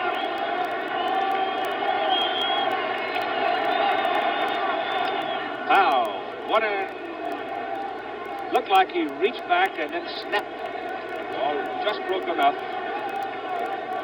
And Willie Randolph had full stride going on the pitch, as if he really wanted to pull the trigger on it. Must have been a slider because it was just enough to make him miss. You know, great calls for a line when Hessler gets behind. That's been his characteristic. A little bit wild, but with good stuff. Now he can come back and make 3, 4 good pitches. Well, it's now 3-1. So he's 1 pitch away from loading the bases, and Whitey Herzog is suffering. You think his mind isn't going 100 miles an hour right now? He doesn't want to spin Littell this early either, I don't think. That's high, ball 4. Now the bases are loaded with 2 out. Well, let him pitch to him, I'm sure. Fred Stanley is the man. Second straight inning, the Yankees have had the bases loaded. Last inning, Munson ended it. Hitting at the first pitch. Flying out. And there have been 2 outs each time the bases have been loaded in this situation, Howard. So it takes a base hit, and they break the ball game open right now. We're not going to see another left-handed pitcher right now. We're going to leave Hessler in there. Strike ball as he throws the fastball to Stanley. They've got left-handed hitters coming up again. Mickey Rivers, and of course, it doesn't make any difference if you make a change because behind him you got Roy White. There's only 1 more left-handed pitcher out there in the bullpen for the Royals, and that's Steve Mingora. They may need him later on in the ballgame. Strike 2 to Fred Stanley. So Hessler now, having trouble with his control, throws 2 bullets to Fred Stanley and gets him 0-2 with the bases full and 2 out here in the bottom of the 5th inning. He can be wild, and again, he can come back and make some perfect pitches on you. He's got great stuff. Now, let me see it. A 2-strike pitch. High. There are your Yankees on base. Chris Chambliss is at third base. Oscar Gamble's up at second base, and Willie Randolph's at first.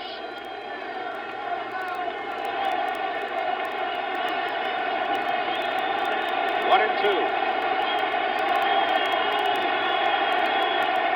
With 2 out. Hassler pitching to Fred Stanley. High, ball 2.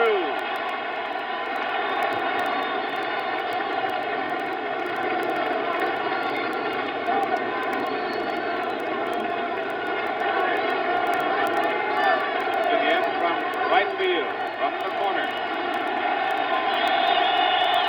2-2 hit from the right side. Line drive at Rojas, and Cookie grabs it to end the inning.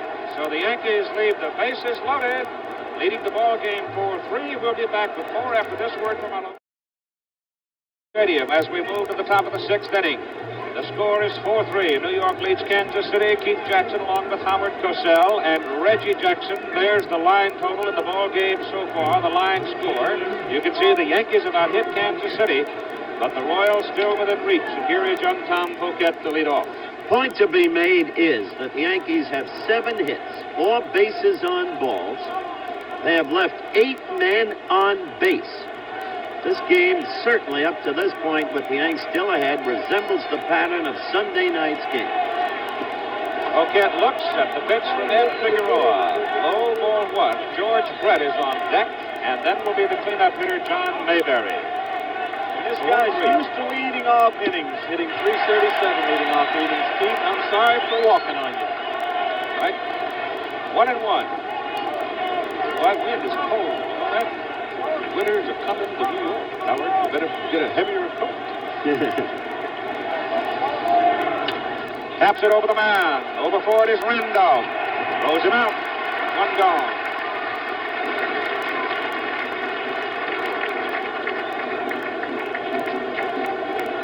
So Willie makes the defensive play, and now here's Kansas City third baseman George Brett. He has doubled and hit a fly ball to center field. He has scored 1 run. In this game tonight, the final game of the American League Championship Series. The winner here tonight goes on to play Cincinnati in the World Series in Cincinnati on Saturday. Big red machine.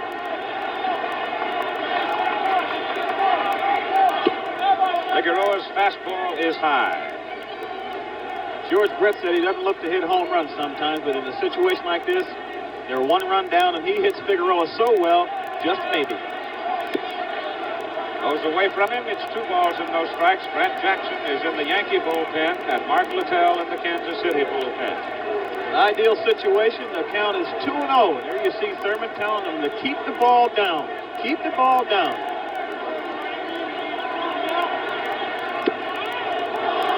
All 3, Ed Figueroa Sunday night in the second game traveled 5 1/3 innings. And right now that's where he is, 5 1/3. Will he be swinging 3-0, Keith? Nope. You got to tell me before he throws. That's no fair. He just wants to get on to give Mayberry a shot and hope for a pitching mistake by Figueroa, as occurred in the first inning. Get up, right center. Rivers on the move. Mickey's got it. Covers a lot of ground out there. He does. Great speed. Great speed. Ball hit well. George Brett doesn't hit too many easy balls. He hits them all on the nose. Mickey with 3 for 3 leads off next inning for the bottom half of this inning for the Yankees. Having a brilliant night, Rivers. John Mayberry, 2-run homer in the first inning. Here's the big guy. And Munson and Reggie Munson's going out to talk to Figueroa. Very simple. A reminder. There's one way to pitch Mayberry. Don't give him the inside half of the plate. Shift takes effect. Keep the ball away. Preferably, of course, low.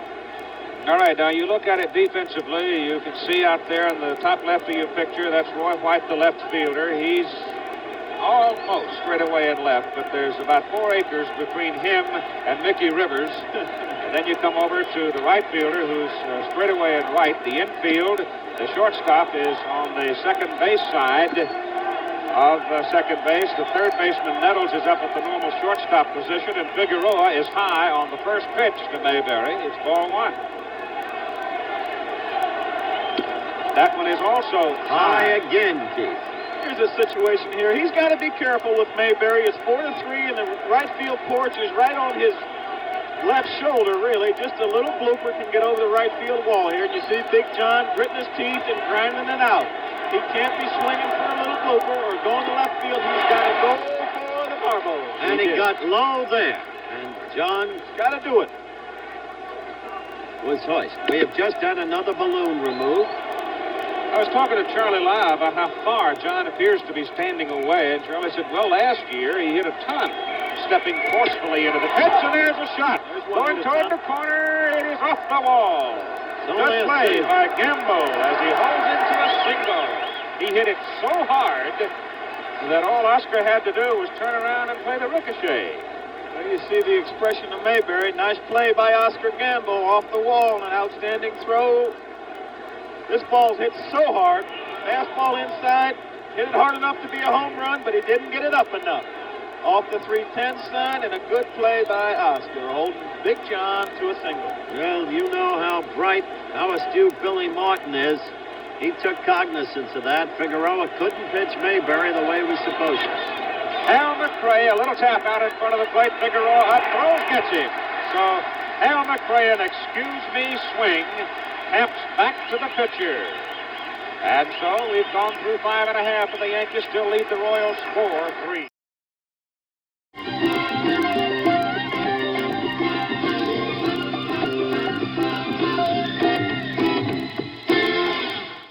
We've got Mickey Rivers coming up. Now, Reggie, I talked about the owner, George Steinbrenner, earlier, talking with Mickey Rivers last night. Let me tell you something about Steinbrenner. He's brought a lot of color, a lot of flamboyancy. His aim isn't to tell Rivers how to play. It's to motivate the man. And I think he's succeeded. Whatever he did, he's 3 for 3 in the ball game. He scored 2 times. And he punched it out in front. No, forget it. No contest. Mickey Rivers right there did not make a good bunt. He got the ball down, right out in front of the catcher, right out in front of the pitcher, but he's so fast. A running start. One of the fastest men in baseball. They don't ask how. Beware, Big Red Machine. The man can fly. That equals, incidentally, an American League championship, in fact, a championship series records for most hits in a single game. You think I made Pete Rose and Joe Morgan right now?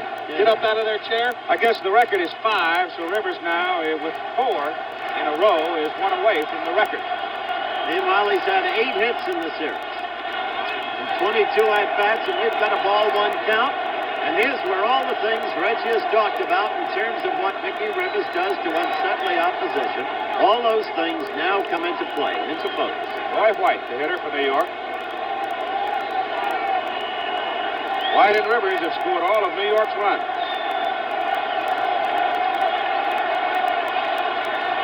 Bunch the ball. Good bunt. Mayberry on the play. Rojas covers it first. They get Roy White. Mickey Rivers is at second base on the sacrifice. Roy remains 1 for 1 on the day. Single in the first, 2 bases on balls, and now the sacrifice. 1 out. Billy Martin has had enough. He wants a run, and he wants it now. Well, he's played good baseball right there. He advanced the runner, Roy White, doing a job. And now they've got to contend with the big guy, Thurman Munson.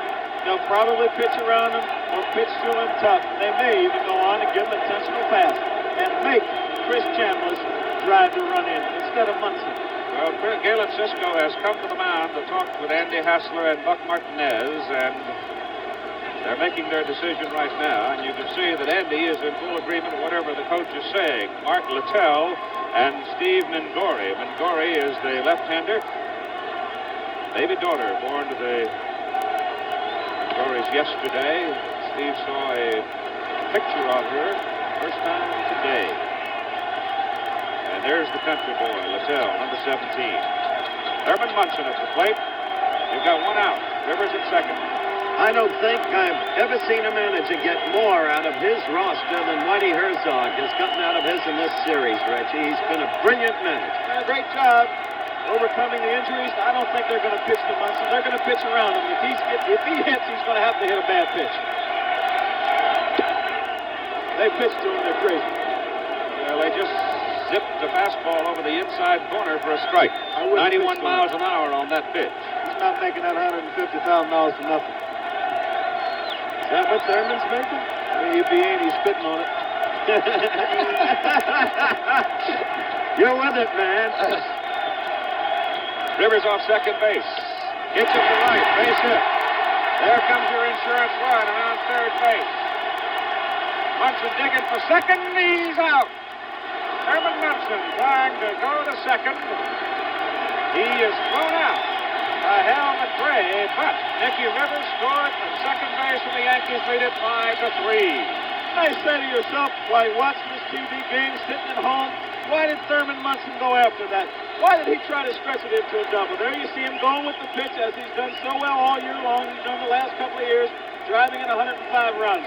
If he's on second base with one out, they don't have to waste time or waste another out getting him over to second base. It's a good play to try to get over to second base right there, and it takes a perfect play, a perfect throw to get him.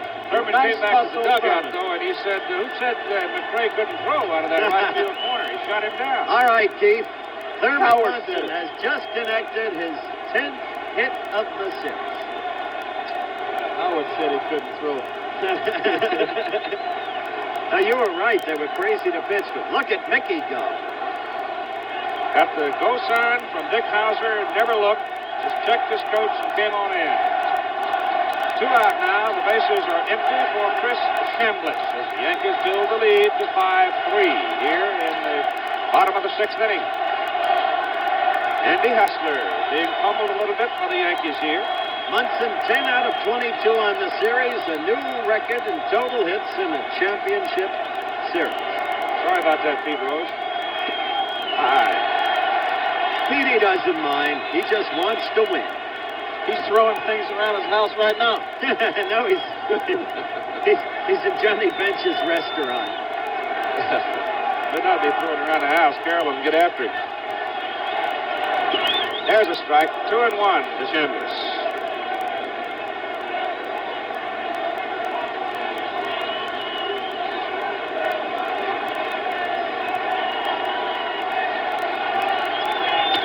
Up the middle. A little clear into center field for Chambliss. And so now the Yankees are really jumping on Hassler.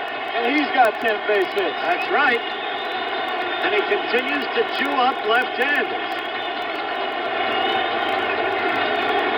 That guy a pirate?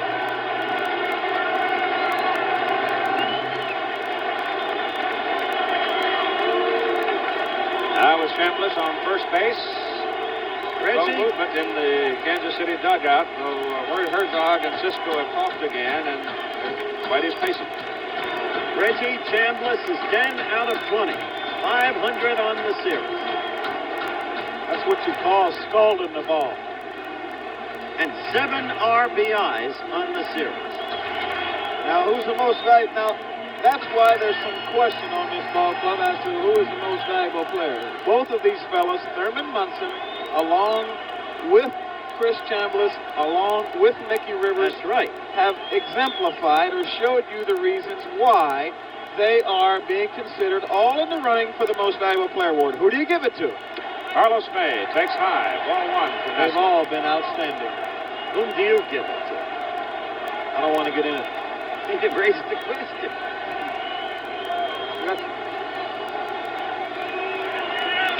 Fouled away, it's 1-1 on Carlos May. Yankees leading 5-3 in the ball game and hitting in the bottom of the 6th inning. For a little more undecidedness, Howard, let's throw in Greg Nettles with 32 home runs. 1-1 pitch. There goes Chambliss. Swung on and missed. Throw to second base. Safe. Look at the big man moving. He didn't have a particularly big lead. He just simply took off and made it.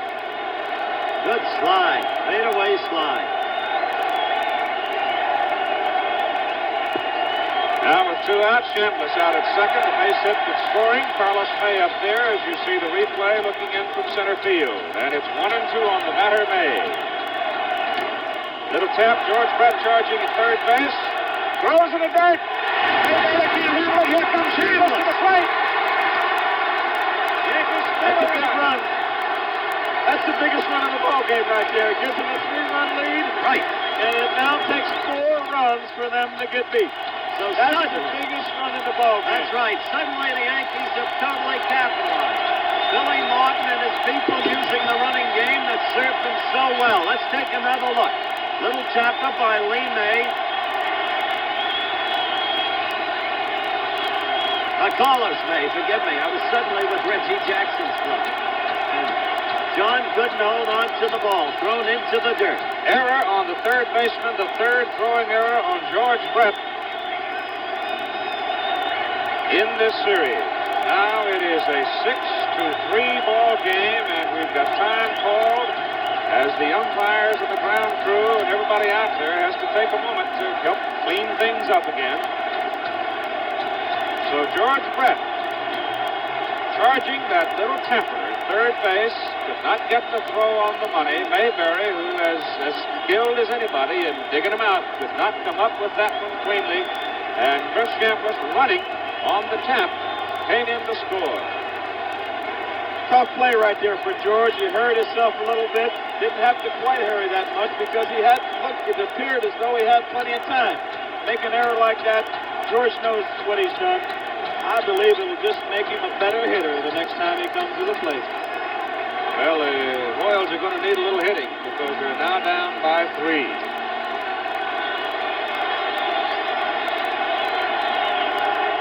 Howard, you know I'm not going to talk bad about my ball players. You're making that apparent. Hessler delivers to Greg Nettles with Carlos May on first base and 2 out, and he misses ball 1.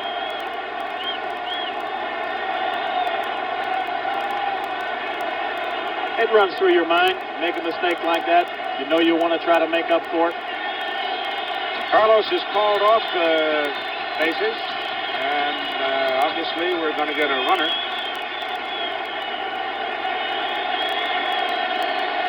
Sandy Alomar goes out to run for Carlos May. He's using his entire roster tonight. He wondered where some of them were, but now he's coming through and starting to show you where they are, I guess. That probably means we'll see Lou Piniella going up as the designated hitter. Get an idea what the top of the Yankee batting order has done tonight. 16 appearances for them. They've been on base 13 times. Rivers on base 4 times. White on base 3 out of 4 times. Munson on base 3 out of 4 times. And Chambliss on base 3 out of 4 times. So the top of the order has really done something. I have to be careful right now with Greg Nettles because if Greg can unload one right now, then it'll be hallelujah. See you at the pass. Meet you in Cincinnati. Andy Hessler still out there. Thurman Munson said to me tonight, regardless of the outcome, I live in Canton, so I'm going to Cincinnati no matter what happens.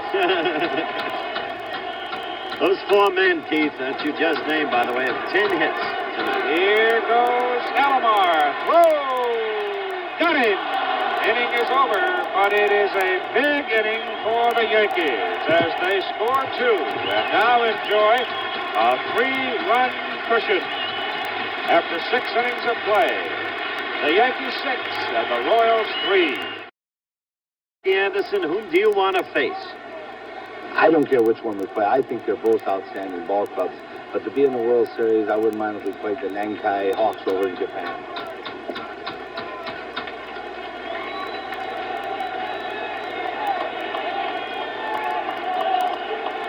You're looking at Jamie Quirk, the designated hitter for Kansas City, to lead off the top of the 7th inning. Then Cookie Rojas, Fred Patek, Buck Martinez would be the 4th hitter.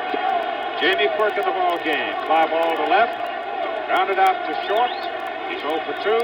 The Yankees lead 6-3 Kansas City. Now getting down to cases. They better come up with some offense against Ed Figueroa if they have any hopes at all. The Yankee bullpen is now very active with Grant Jackson and Dick Tidrow throwing. Martin won't waste a moment. The slightest sign of faltering, out will come Figueroa. 2-1, strike ball. I think we got to give Billy Martin a little bit of credit. He certainly has gotten stuck with Figueroa. He stuck to his guns all along, and up to this point, Gotta give him pretty good. Gotta give him a lot of credit. It's 3-1 as Ed's high.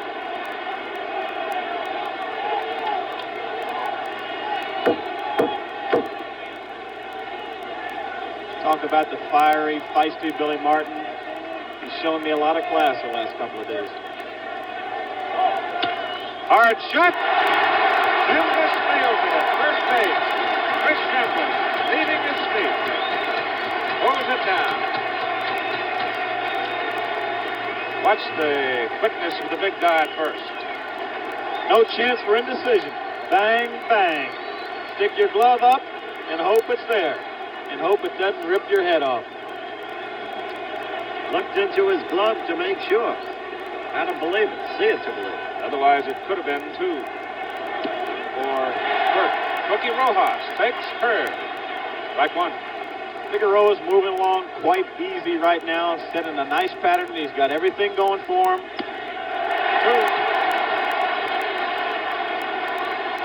There's the Yankee bullpen. Right-hander Tidrow, left-hander Jackson.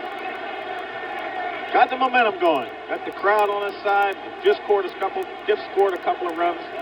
Sailing along. Who can wreck the ship? Popped up. Back of the plate. Munson coming. Can't make the play. Slides up against the backstop. Be careful, Herman. They might need you in Cincinnati. Are you giving it to them, Keith? I said Are you might. giving it to I us, said Keith? might. Might always slip in that little qualifying adjective. Telegrams from Kansas City. You, though, however, would certainly hate to see a premier performer like that get injured at this juncture of the season, wouldn't you? I know the feeling. Yeah, I'm sure you do. 2 strikes now on Cookie Rojas. Low. 1-2. Settled into a nice pattern. Eddie Figueroa keeping the ball away, moving the ball around the strike zone. In when he has to, away when he has to. Just outside. Knows he can give it all he's got right now. He's gotten him to the 7th inning, and he's got relief in the bullpen. Now we've got a 2-2 count on Cookie. He is really something special, this fellow. 37 years of age, 15 years in the big leagues, hits the ball on the ground of the shortstop Stanley. Fred has it, throws him out. 2 down, and Saturday afternoon at 3:30 over most of these ABC stations, NCAA college football. It'll be Alabama and Tennessee from Knoxville at 3:30 p.m., and that is one of the wars during the football season down south. You talk about giving a manager credit, and about Billy Martin, Reggie. He's the kind of guy, as I've said, who'll take the blows and do it his way. 2 down now, and Freddie Patek hits it foul off the right side. He met with his coaches. He knew everybody was saying, big ballpark, look at the competitive record in championship games. Pitch Ken Holtzman, and this game is far from over. But that fellow right there, in discussions with his coaches, they said, Figueroa, he's won 19 for us. Billy went with him. And if he gets knocked out now, he has done his part of the bargain. Figueroa has produced. So Martin has proved out. He has yielded 2 singles in the last 16 batters for Kansas City. 1-1 count to the Royals shortstop, now 1-2. But he takes a strike. Matter of fact, Reggie, he looks sharper now against the right-handed batters than he's looked all game. He looks sharp right now. He's got his adrenaline flowing, and you can sense it in Yankee Stadium right now. The crowd getting a little anxious, and the people in New York, of course, anticipating all the time. Hard shot, third base, Nettles knocks it down. Stanley picks it up and throws. Oh, got it! How about that? Close play. Did they get it? No, didn't. I was fooled by the call of the umpire, too. He called safe with his fist. Yeah, when you double up the fist, Bill, that means you're out. Have a look at it. a great comeback by Freddie Stanley. Right over there where he should be, gets off a great throw, but this man can run. And there you see, it looks like he's given the outside. He did, didn't it? It'll be a base hit.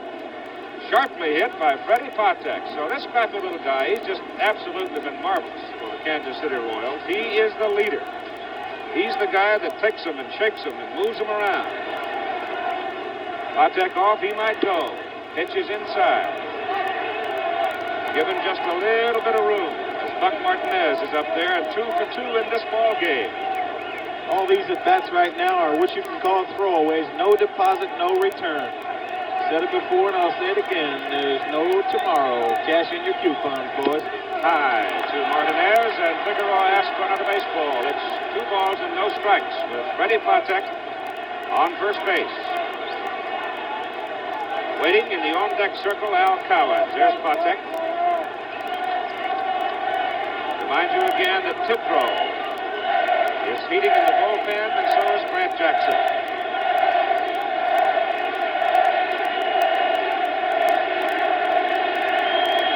The crowd here is getting a little anxious. A little anticipation.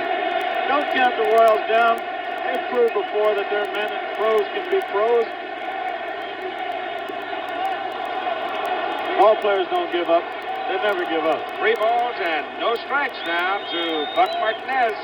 That's why they tell you when you've got another team down, just try to bury them. Keep going. There's a strike. Don't let up. Not in the bigs.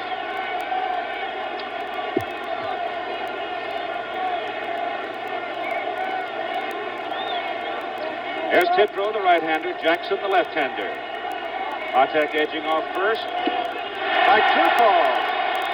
Crowd is chanting. Did you what?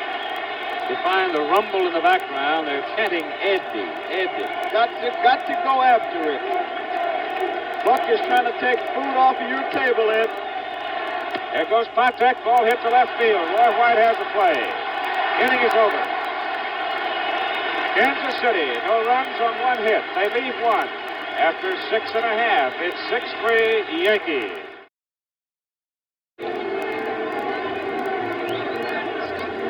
Crowd looks like they're almost prepared for snow, or it might be a football crowd, but it's not. It's the final game of the American League Championship Series. The winner of the game tonight goes on against Cincinnati in the World Series, and the Yankees now are leading by a score of 6-3 going into the bottom of the 7th inning. And the line score you see, New York 6 runs on 10 hits and an error.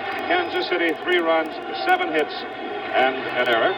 And Kansas City scored twice in the first inning, once in the second. New York getting 2 in the first, 2 in the third, and 2 in the sixth. And here is Greg Nettles to lead off for the Yankees, to be followed by Oscar Gamble, and then we'll get Willie Randolph.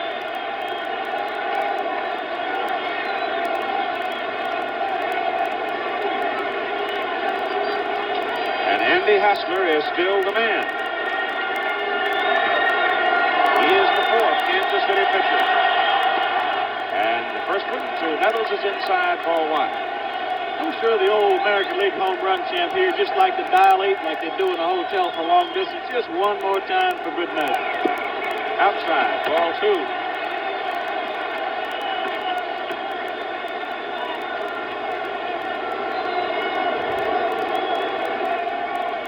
Nettles is the only Yankee not to reach first base tonight. He's trying to reach the seats. I suspect you might be right. Trying to go long distance. Anywhere, station to station, not person to person. 3 balls and no strikes now as our director Chet Forty stayed close to give you a look at Greg Nettles' face as he took ball 3. Now Hassler comes with ball 4. Ball gets away from Buck Martinez. Nettles hustles to first, turns, but Buck holds it. Ball 4, what did he run it? Littell now is active again in that Kansas City bullpen. Now reached the point where they can call on him. And probably will if Andy Hassler gets in any kind of trouble here. Especially right now since he's got 2 right-handed hitters coming up next. the Yankees have already used Carlos, man. Of course, Oscar Gamble, he can get out of the way now. So if he loses Oscar Gamble, I'm sure we'll see Littell to face Randolph and Stanley. But Martinez to throw and gets Gamble on the sacrifice as they move Nettles to second. Now with one out, have the man in scoring position for Willie Randolph. And here comes Littell. As expected. 5.5 innings of this ball game. It was a squeaker. The Yankees 4, the Royals 3. The Yankees leaving a ton of men on base, relatively speaking, and the game bore similar proportions to last Sunday night's game. But it didn't turn out that way, or at least it hasn't up to this point, because suddenly the Yankees erupted for 2 runs in the bottom of the 6th inning, and now Martin seeks more insurance using a good sacrifice bunt by Oscar Gamble. Andy Hassler leaves, sits down in the dugout, and Mark Littell is coming in. Hard-throwing right-hander who did not allow an earned run in 46 of his 59 relief appearances in 1976 for the Kansas City Royals. Reg, did you bat against Littell? Yes, I faced him a couple times during the season, Howard. He's a hard thrower. He comes right at you. Fastball, slider. Has a changeup, but he doesn't throw it very much. So we've got a timeout here at Yankee Stadium as we get the new pitcher, Mark Littell, and we'll be right back. All right, George Foster, whom do you want to face in the series? Well, I'd rather play the New York Yankees more so than playing the Kansas City Royals, mainly because financially I think we'd be in a better position by playing the New York Yankees. And also there are a lot of memories in that ballpark of players like Babe Ruth, Will Garrett, who have played there. So Mark Littell, the hard-throwing right-hander, comes on now. He is the 5th Kansas City pitcher in the ball game. He relieves Andy Hassler. Hassler responsible for Nettles, who's leading off second base. Willie Randolph, the batter, with 1 out. Yankees leading 6-3 and trying to get more here in the bottom of the 7th inning. Littell's fastball is inside.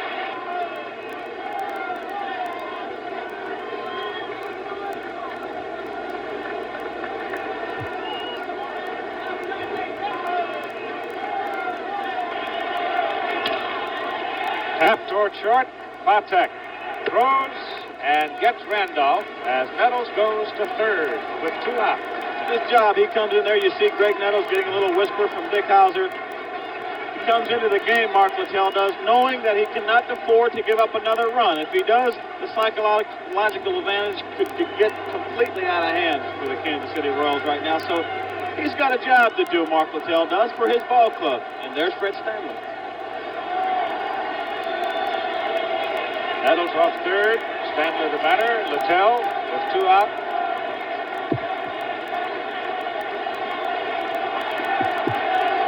Gorey is in the Kansas City pen right now, staying warm. And the pitch just inside ball 1.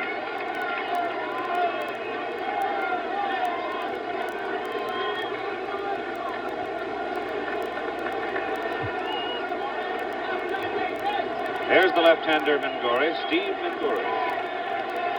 Casey's called on. No, that Whitey Herzog now is going to use everybody he thinks that might have a chance to produce some runs. Kansas City needs 3 to tie. Ball is hit to the right side, and McRae, coming in a hurry, makes the catch on the run. So Hell makes the catch in right field. The Yankees threaten but don't score. After 7, it's 6-3 Yankees, and we'll be back with more baseball after this word from our local station. As we look down on Yankee Stadium from our picture aboard the ABC helicopter, here's the story of the ball game. As Kansas City comes up at the top of the 8th inning. Yankees 6 runs, 10 hits, and 1 error. Kansas City 3 runs, 7 hits, and 1 error. Ed Figueroa, the starter, he's gone all the way, and he now will face the top of the order for Kansas City. Al Cowens, Tom Coquette, and George Brett. Cowens, Coquette must start getting on base. Kansas City is to have a chance in this ball game. And the first pitch from Figueroa to Cowens is high and tight. Well, you can see Cowens hasn't done a heck of a lot since he got that hit. I guess you could say a day or so ago, but he's got to get something going to get Kansas City back in this ball game. Foul on the screen. Need a base runner. Figueroa says no. Little change of baseball. You know, the other day I mentioned why sometimes they change baseballs. Sometimes the ball might be a little bit bigger than the other. It might not feel right to the pitcher. Consequently, he's got the option to change baseballs. Sometimes you might find one that doesn't have the stitches up or down or close. Hard shot, left field, base hit for Cowan. And Roy White gets it back in a hurry. And now There it is. Steve Burroughs, the first base coach. Well, Kansas City has somebody to work with, and Billy Martin is on the way to the mound, and you might very well, in fact, you're going to get a pitching change right here. Jackson and Tidrow are out of the bullpen, both heated up, and apparently Billy wants the left-hander Jackson. Well, as I said earlier, he's done his job, Figueroa. Crowd stands, gives Figueroa some ovation. When they were screaming, Eddie, Eddie, Eddie, before in unison, the origin of that cry relates to a former New York Ranger goalie, Eddie Jockin, whom the fans at Madison Square Garden loved. The Rangers traded him away to Detroit. When Eddie came back, the arena resounded all night with the cry of Eddie, Eddie, Eddie. They've transplanted it here to Eddie Figueroa. And so Grant Jackson is now on his way in to relieve Eddie Figueroa here in the top of the 8th inning, and we'll be...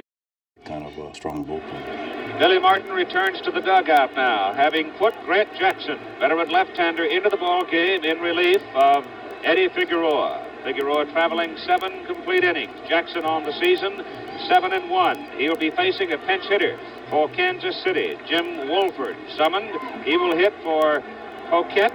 He's a right-handed batter, and he's 1 for 1 in the only appearance against Grant Jackson this year. Wolford, a .249 hitter. Moon looking like a piece of green cheese out there tonight. Keith, you play Wolford straight away. He goes with the pitch most of the time. You don't like to give him the right field line because he's good hitting down there. He's always ready and looking for the fastball, especially with 2 strikes. The book on him is to throw sliders just off the plate and down. Al Cowan's led off for Kansas City, number 18, standing right there. Number 14 is Steve Burroughs, the first base coach for Kansas City. Chuck Hiller is waiting over at third, wanting a little piece of the action himself, the third base coach. In a situation where you have some scouting reports, they say the book on him is to throw him sliders down and in. Grant Jackson's a power pitcher, doesn't have a real good slider. He's got a 3-run lead to work with, and I'm sure he'll go right after Jimmy Wolford, especially since he's got that great big left field, I guess you could call it Yellowstone Park, working for him here. I think you're right. Throws it on the inside corner and gets a called strike. Not fancy, he just charges. Cowan's off first. That one's high. It's 1-1. On deck, George Brett.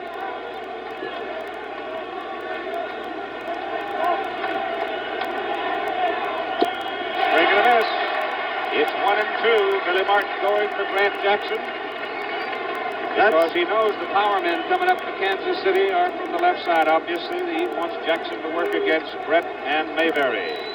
Figuring that Jackson is at least the equal of Wolford. Wolford fouls it back 1-2. Last 2 pitches are according to the book, Reg.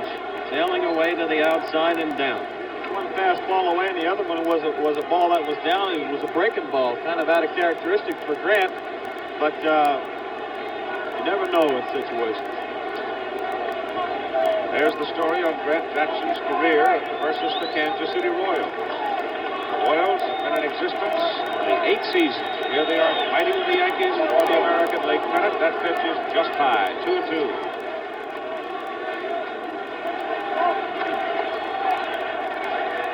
That one's high. It's 1-1. On deck, George Brett.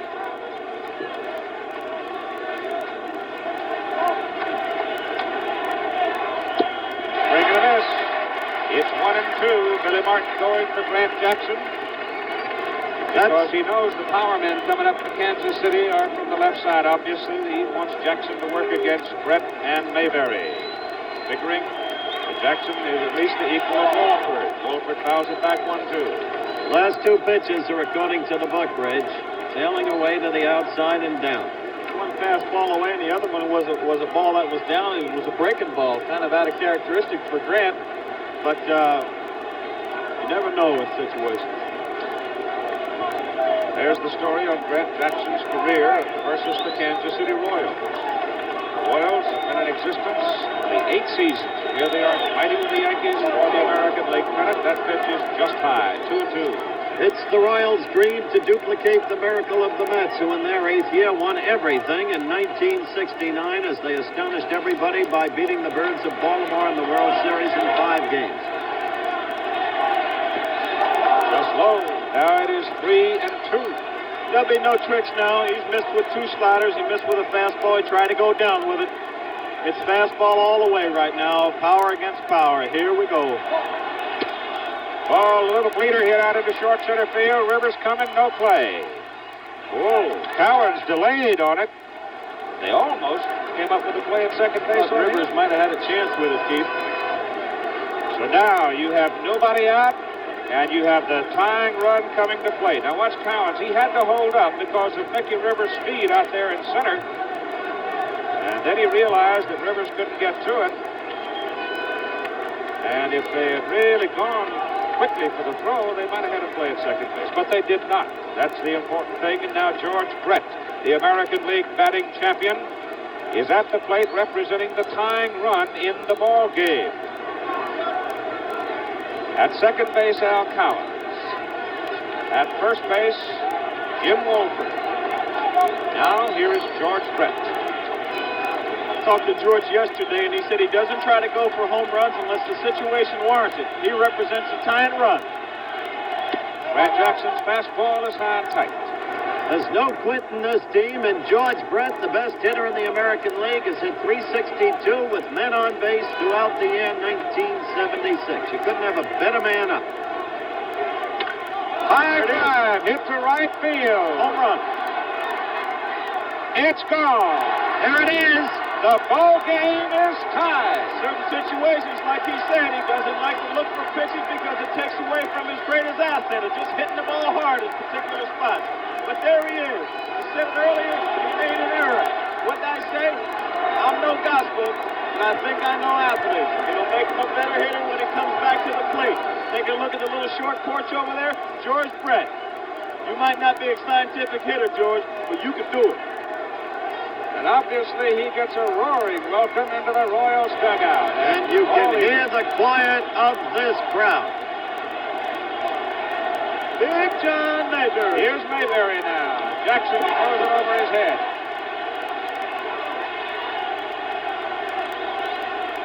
They're all even in runs and all even in hits and even in errors in this ball game. Atmosphere changes. How quickly. All of a sudden, didn't it? On the corner. Make note that we're all standing up right now. Note this, there's no excitement in George Brett's face. He's concentrating, Howard. Now there's a little bit. joy. He feels a great deal of jubilation. He knows that he made a bad play the last time, uncharacteristic of him. Billy Martin got lots and lots of things on his mind. Uncharacteristic of George Brett. He's made a couple errors in this series, but he's come back like a true pro, like a champion has. Mayberry pops it up. It'll be out of play as Munson lets it go. He has a look. That is the second home run of the ball game for Kansas City. Mayberry had a 2-run shot in the first inning, and Brett a 3-run shot here in the top of the 8th inning to get the Royals even at 6. Not one-sided, Howard. I'm just telling it like it is. That's the way to go, Reggie. Inside to Mayberry. It's 2-2 to John. Martin played every percentage. He came in with a left-hander. George Brett can hit anybody. Foul. You got to get that one down. Got to get that one down because the next run just might be worth $20,000 to the team that gets it. Kansas City, there is jubilation right now, and why not? What a bunch of young ball players. Pull to the right side and over to make the play. In the exaggerated defensive shift against Mayberry, Randolph throws him out. Now you've got one away.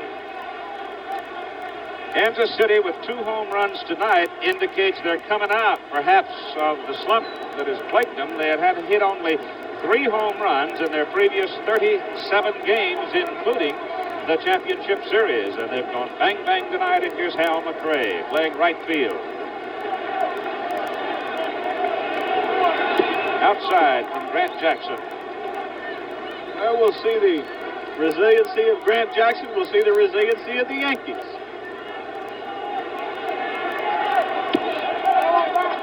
Two balls and no strikes to Hal McRae with 1 out, and the bases are clean thanks to a 3-run home run by George Brett. 3 balls and no strikes. Stage is getting to be set for somebody to be a hero. Billy Martin on the steps of the dugout. Sparky Lyle and Dick Tidrow are active in the Yankee bullpen. Ball is hit to left. Roy White drifts back and makes the catch. Make note that he let him swing away 3-0. Right. Something you don't normally do in a ballpark like this because it's not easy to reach the wall. That is true, but as I've said before, there are many similarities between Herzog and Martin. In a sense, they've grown up in the same baseball way, and they play that kind of venturesome baseball. Both drive the same car. They both had on cashmere sweaters today. Did they? Yeah. Similarities. Jamie Quirk at the plate. Strike call. The designated hitter.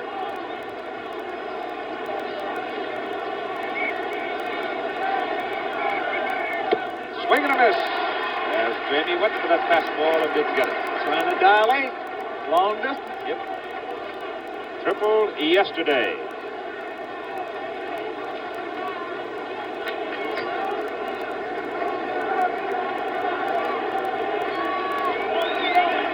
Inside. Ball and 2 strikes, just a waste pitch right there, and I'm sure he'll try to keep the ball away from Jamie because, again, of that ever-presence of the right field fence. Ooh, would Cincinnati like to look at that? Look it up. Well, it was a big, big inning for the Kansas City Royals.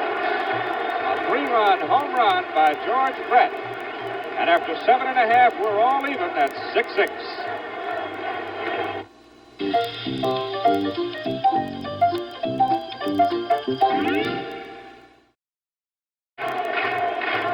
There it is, Kansas City, 6, 10 runs an error. New York, 6, 10 runs an error.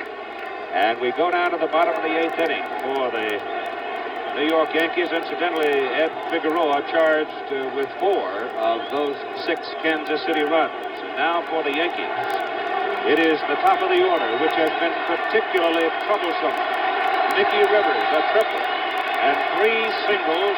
He has scored 3 times. He'll be followed by Roy White and then Thurman Munson. And Mark Littell out on the mound for Kansas City.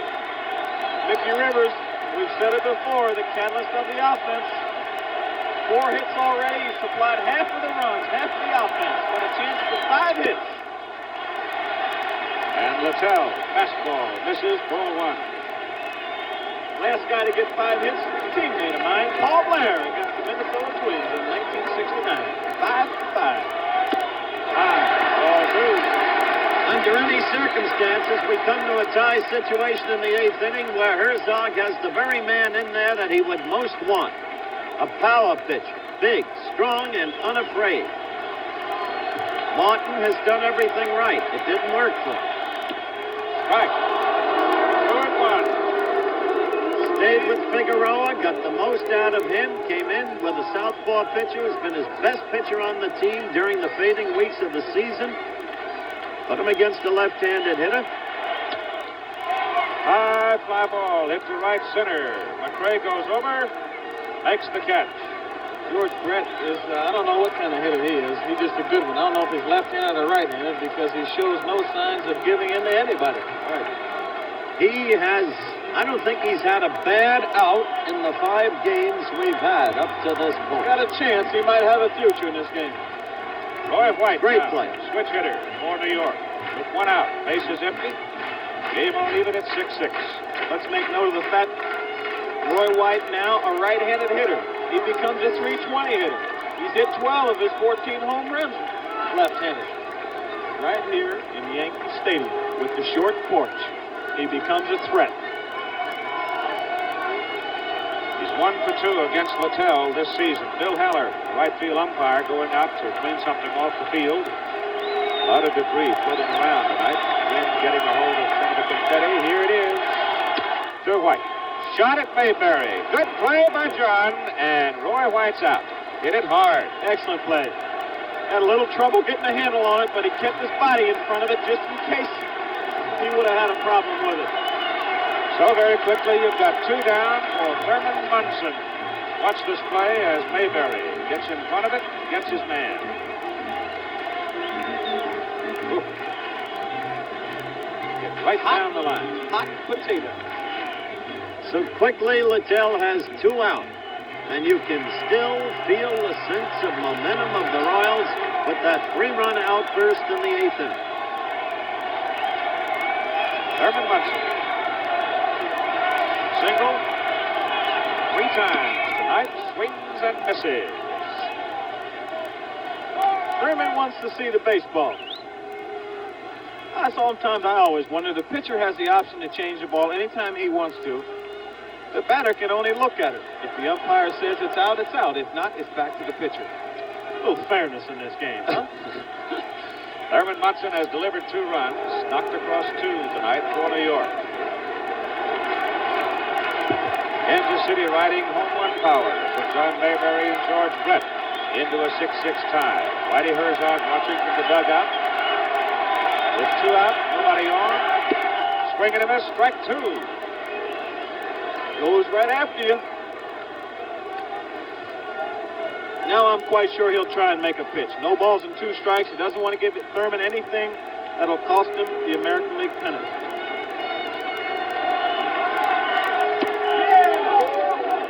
Just missed. Yes. Yes, it did. He tried to make a pitch on it. This kid tries to pitch low to everybody. Hard slider. Good fastball. Done some job. Great ratio of hits against innings pitched, Reggie. You see him back off the mound before he can go to his mouth. You're not allowed to go to your mouth when you're in the dirt on the pitcher's mound. Munson fouls it out of play. Straight back. If you do, it's an automatic ball. Very hard to hit home runs against Mark Littell.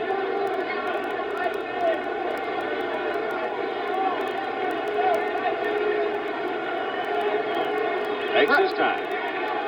Whole night, I can see why he wants to warm up the fingers a little. There's sometimes when they'll let you blow on your hand on a cold night like this, but he's stepping off the mound because he's wetting his fingers, which you're not allowed to do. 1-2 pitch to Munson. Struck him out. So Littell does his thing here in the bottom of the 8th inning. And after 8 complete innings of play, we're stretching this one to the limit. Kansas City 6, New York 6. 6-6 tie as Kansas City will come to the plate in the top of the 9th inning. And on the mound for the New York Yankees, their 3rd pitcher, Dick Tidrow. Tidrow in 1976 started the season as a relief pitcher. Sparky was the primary left-hander and Dick the right-hander. In the second half of the season, Tidrow recorded 6 saves in his last 10 appearances, so he's pitched very effectively for the New York Yankees in the latter part of the season. Now, Reggie Jackson, you face this big guy. Tell us about him. Get my newspaper so I can read up on it. Big 6'4" guy, Dick Tidrow from California, from Hayward. Used to be a starter, was with Cleveland, got traded over here to the Yankees in one of the big trades. It brought Chris Chambliss over here. What did you hit against this guy? He's a power pitcher, Howard. Fastball, slider, occasional changeup, not too much. He'll turn the ball over. When I say turn the ball over, change the rotation on the ball, try to get a little bit more movement. But basically a power pitcher. He'll throw as hard as he can for as long as he can, and then wait for Sparky Lyle to come in. How many times did you go to bat against him? Oh, I faced him quite a few times. He's been around ever since about 1971 and 1969. Had decent success with Dick. I hit a couple home runs off him early in my career, but now I'm running a little streak on him right now with about 4 or 5 strikeouts in a row. Really? You have 281 career home runs. Do you remember every homer and every opposition pitcher? Howard, I guess that's my bread and butter. As I say, home run hitters drive Cadillacs or whatever you want to say, or Pontiacs, but I remember every one of them, and I can tell you the pitcher and the pitch. Keith? All right, Cookie Rojas to lead it off for Kansas City at the top of the ninth. Freddie Patek and Buck Martinez. And Cookie hits a hard one-bouncer to Fred Stanley. And he's out. You're in a situation right now where every hitter that comes to the plate, there's Fred Stanley after making a fine play. Every hitter that comes to the plate, at least this is the way it was when I played in the playoffs, you've got to produce now. You don't want to foul your pitch off. You want to try to get it, and when you do get it, you want to try to capitalize on it because you know there's no tomorrow. Say it again, but it has a great deal of meaning. Here's the little guy, Freddie Patek, Kansas City shortstop, and he looks it low, ball one. 162 games, then 4 more, then the final game. Down now to the 9th inning, and still all even. On the corner, strike one. Get a shot at close up at their faces. They're concentrating all they can right now, pulling out every stop, reaching down as far as they possibly go. You'll see the best baseball they can produce right now. Patek 2 for 3 against Tidrow this season. Swings and fouls this one off. Waiting on deck, Buck Martinez. Sparky Lyle and Doyle Alexander are throwing now in the New York bullpen. One out. Nobody on. There, Alexander, the right-hander, Lyle, the left-hander. Alexander to make his first appearance if he should get a call. We've not seen him in the series. Lyle has made 1 appearance. 1-2 to Patek. Foul. And we need a new piece of lumber. Broke the bat. Took that breaking pitch right in on the hands. A hard slider. I remember Raleigh Finger said one time, I wouldn't mind seeing them take all the marbles, put all the money out, just play one game opening day, and whoever wins, you're the champion. That's what we've got here tonight. We've got to have 1 inning and see who the champion is. Could have a lot of fat ball players. Could have a lot of innings. 1-2 to Freddie Patek. Dick Tidrow, third New York pitcher. Now Patek out, time call. Art French behind the plate, calling the balls and strikes. You come this far, go this long, get to this point in the decisive game, and the pressure is enormous on everybody. There's a real Yankee fan right there. 1-2. Fouled off. Patek hangs in. Munson is shaken up with that one. He's hurt. Looked like it hit him just under the mask. Adam's apple. Oh, that really hurts. The hazards of catching. Hit on his shoulder, hit on the hands. You take a look at any catcher's hands. His fingers, half of them have been broken. Bruises on his shins. Let's look at it from the center field camera.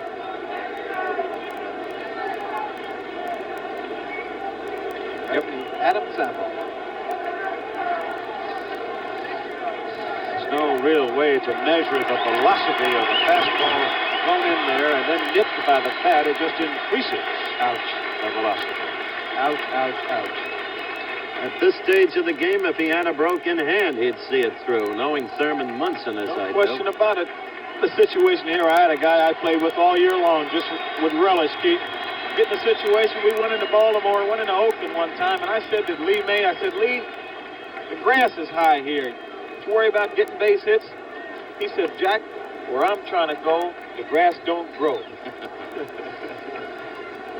I said, well, why don't you hit the ball to right field sometime and try to get a base hit, bloop one in once in a while. He said, Jack, for the last 10 years, I've been making a pretty good living going over that way. I said, I'm not going to change now. I'm sure we'll be seeing a lot of the guys trying to hit one out now. All right, but probably not Fred Patek. 1-2 to the little Kansas City shortstop with 1 out, nobody on. And it's outside. It's 2-2. The game now 3 hours and 1 minute along.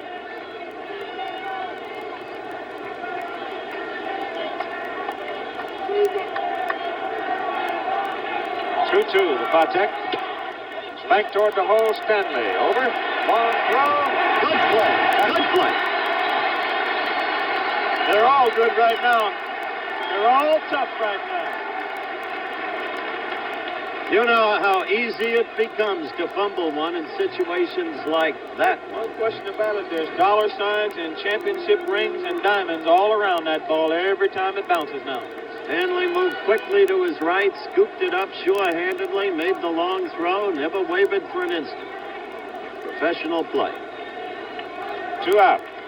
Batter is Buck Martinez for our local station. Your break is coming right after this half inning. Here's the pitch, and Buck hits it into left center field. He has had some special night, hasn't he? 3 out of 4. So he's on first base. I think Buck would like to make a career of playing against the Yankees.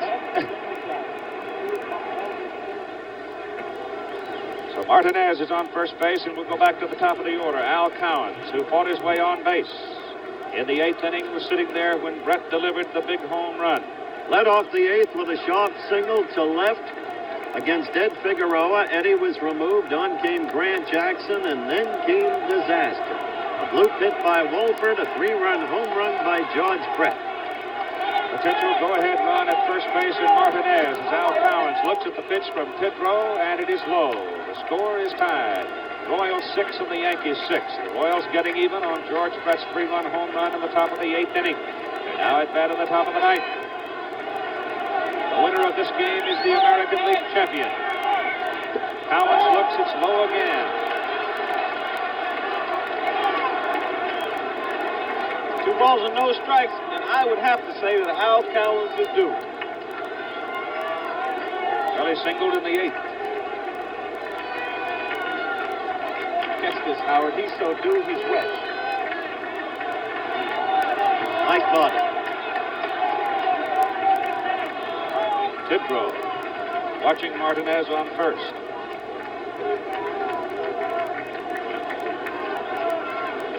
Watch the signs again.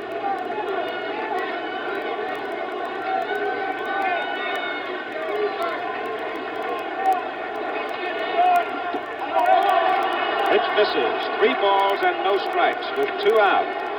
Buck Martinez at first, and Cowens ahead of the pitcher Tidrow, 3-0. Yankee fans here, edgy. The folks in Kansas City, hope. Strike call, 3-1. Now you see him taking a situation like that, try to get that runner down in the scoring position, take 1 extra pitch.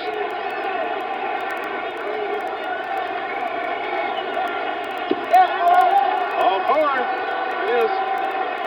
So Buck Martinez goes to second base, Cowens to first base.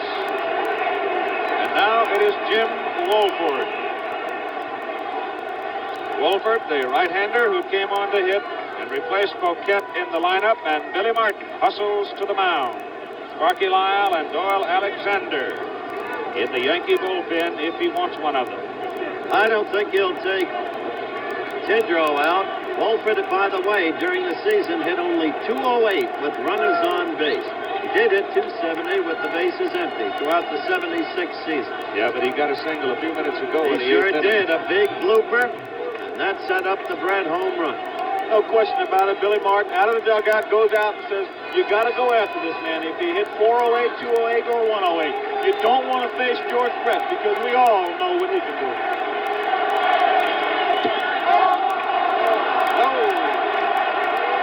Here's the big man, George Brett, cranking up in the on-deck circle. What Jimmy Wolford wants to remember right now is you know he's going to get a pitch to hit.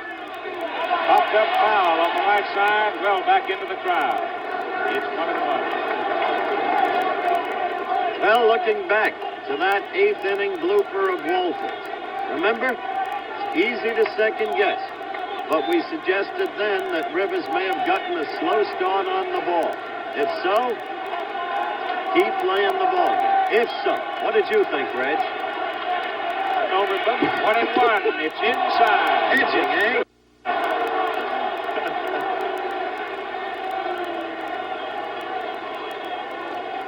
Jimmy Wolford has all of left center field. Enormous hole. They don't figure, at least Mickey Rivers doesn't, and Haley Martin does not figure that he'll avoid pit road. Gets it toward the shortstop. Third baseman Nettles cuts it off. Flips it over to second. The short way on a boy. play. That was bang, bang. Yes, it was. I don't think Cowens liked it. Have a look at it. Watch how close it really was. Little indecision on Nettles' part, too. Watch this. No, not really. Straightened up, could only throw to second. I couldn't tell. Well, Joe Brinkman standing right there and made the call, so we'll go to the bottom of the ninth inning, tied at 6-6, and we'll be back with more baseball after this word from our locals. Play at second base that ended the top of the ninth inning. Boy, I tell you that. Hello, y'all in Kansas City. Cowens looked disbelievingly at him. All right, we'll go to the bottom of the ninth inning now, and Mark Littell is on the mound. It'll be Chemblish, Sandy Alomar, and Greg Nettles. So it'll be Alomar as the designated hitter, a left-hander. Stage is somewhere here for somebody. At times like this, when I was playing, I was nervous. And I mean as nervous as a long-tailed cat in a room full of rockets. Why did you use the mask tank when I was playing? All right, it's Chris Chambliss now, who steps up, and the crowd comes alive here. And I'm sure a lot of folks holding their breath out in the middle of the country. And there's a man right there very concerned with what's about to happen as the big power-hitting Yankee first baseman steps up. Now they getting some more jump off of the right field area. Al McRae helping clean it up. Chambliss is pacing back and forth. And Littell gets a couple of extra pitches to stay warm as they're throwing the debris off the field. There's the line score. We're in the bottom of the ninth inning. This game is for the American League Championship. I don't want to wear you out repeating it, but that's what it is. So consequently, the outcome has enormous meaning.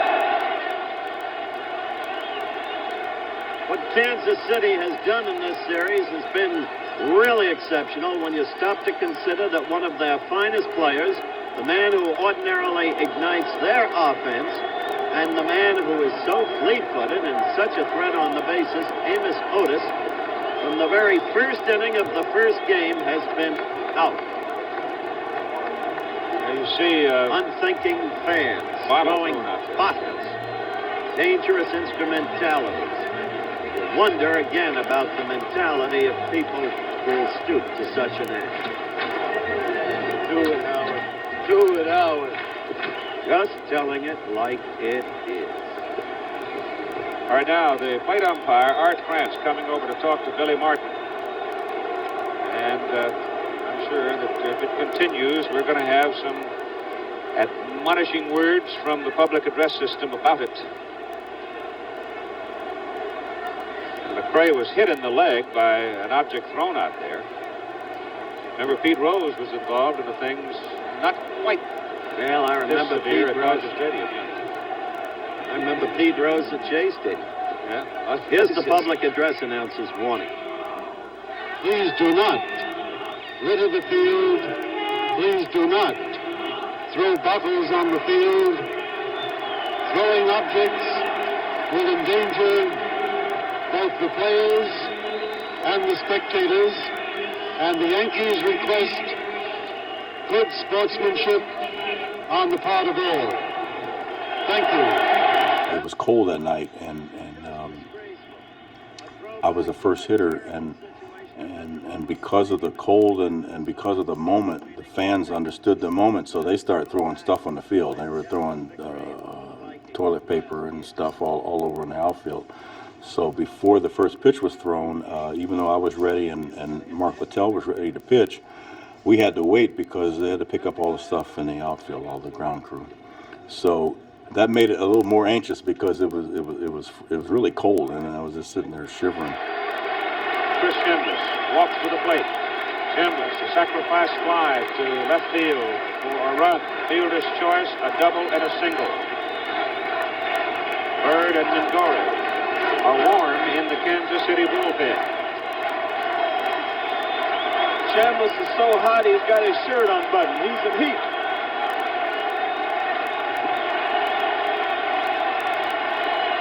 Mark Littell delivers high drive. It's in right center field. That's gone. It is gone. Chris Chambliss has won the American League pennant for the New York Yankees. A thrilling, dramatic game with overtones of that great sixth game in the World Series a year ago, and then the seventh game too. What a way for the American League season to end. A spunky young Kansas City team. Look at them, Bob, Chris Chambliss. What a season he has had. What a series he has had.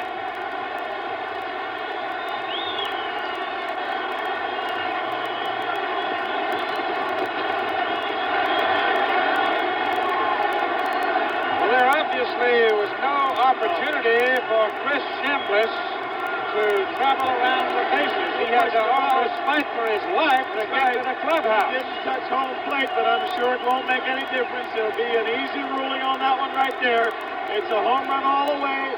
The stage was set for Mr. Chambliss. He set record after record. It's a shame they don't have a Most Valuable Player award for the playoffs. He hit that home run against a good, tough young reliever whose whole record indicated how difficult it was to hit home runs off. Chambliss went up there with one purpose in mind, to hit the ball out of the ballpark. He achieved his second home run of the playoff series, his 11th hit of the playoff series, his 8th run batted in the playoff series. A remarkable individual effort by the man from the University of California at Los Angeles.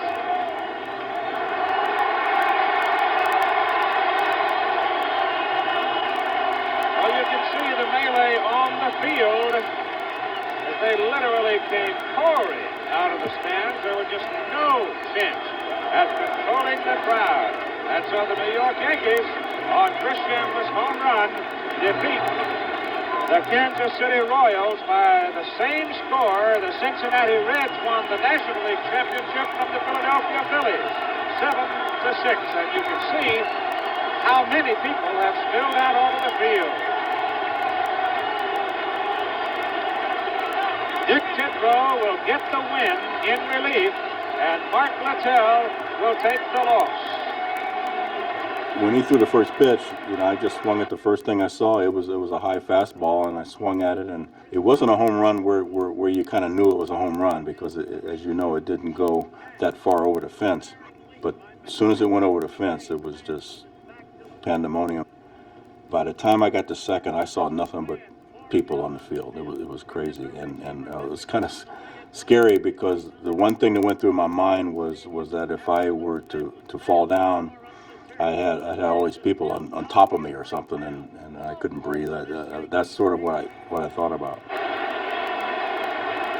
The Yankee clubhouse, the American League champion New York Yankees, and the manager, Billy Martin. Billy, you did it. Tough series, a big home run by Chris Chambliss in the ninth inning. Outstanding, Billy. The guys played great. You see how they did all year like that. They did it. I'm so proud of them.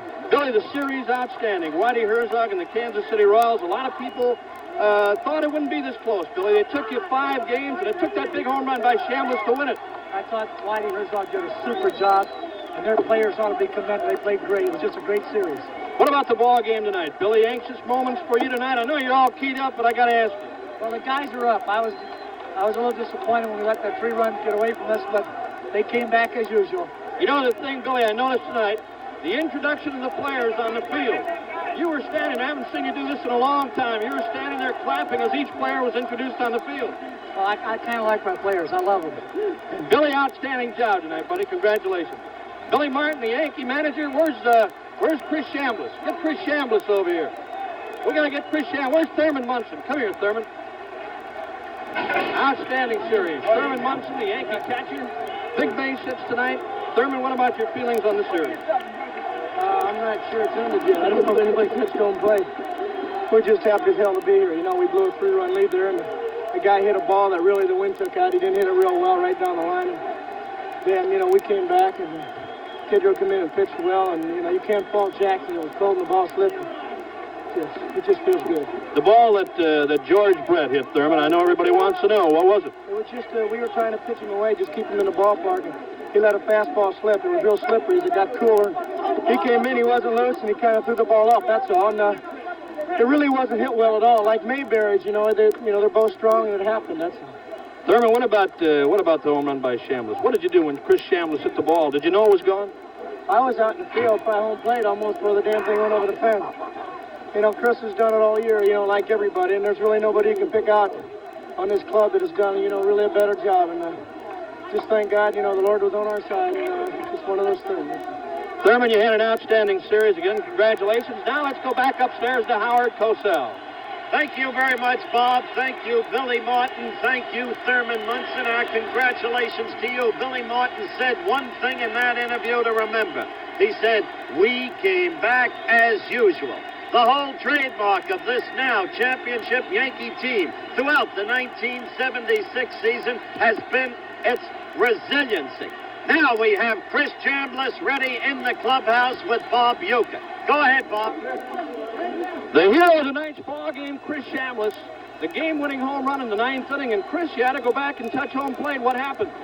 There's so many people around. I couldn't see any bases. I don't know. I couldn't find home plate. They finally took me back out there and finally touched it. Did you tag them all? Or do you know? I went over all of them, but it might have been some people laying on them at the time. But I think I touched all of them. Chris, an outstanding series. This got to be your greatest thrill ever. Ever in my life. Well, I tell you, it's really been a great year for us. We've got a great ball club, and we really went to them. We had to just go after it ourselves, and because Kansas City's a tough ball club, and I'll tell you, it's all worth it, I'll tell you. It's been fantastic. I got to ask you, did you get down a little bit, the 3-run homer by George Brett? I was down a little bit, but, geez, it only tied the game. We had a good lead, and it didn't put them ahead, and I think that made us feel good. Brent went out and got the rest of those guys out, and that was very important, and it kept the tie. And just because it tied the game, it didn't hurt us at all. Chris, an outstanding series, an outstanding ball game tonight, buddy. All right, thank you very much, Bob. But right there, a study in contrast. The exultation, the jubilation of the Yankee clubhouse, and there, the utter disappointment, despair, the disbelief of the Kansas City clubhouse. But there you go, there's the scene. One body after another, the fingers raised. We're number one, we're number one. So the Yankees have become number one. Our congratulations to George Steinbrenner, Gabe Paul, to manager Billy Martin, to the New York Yankees. Looking back on it, it was the highlight of my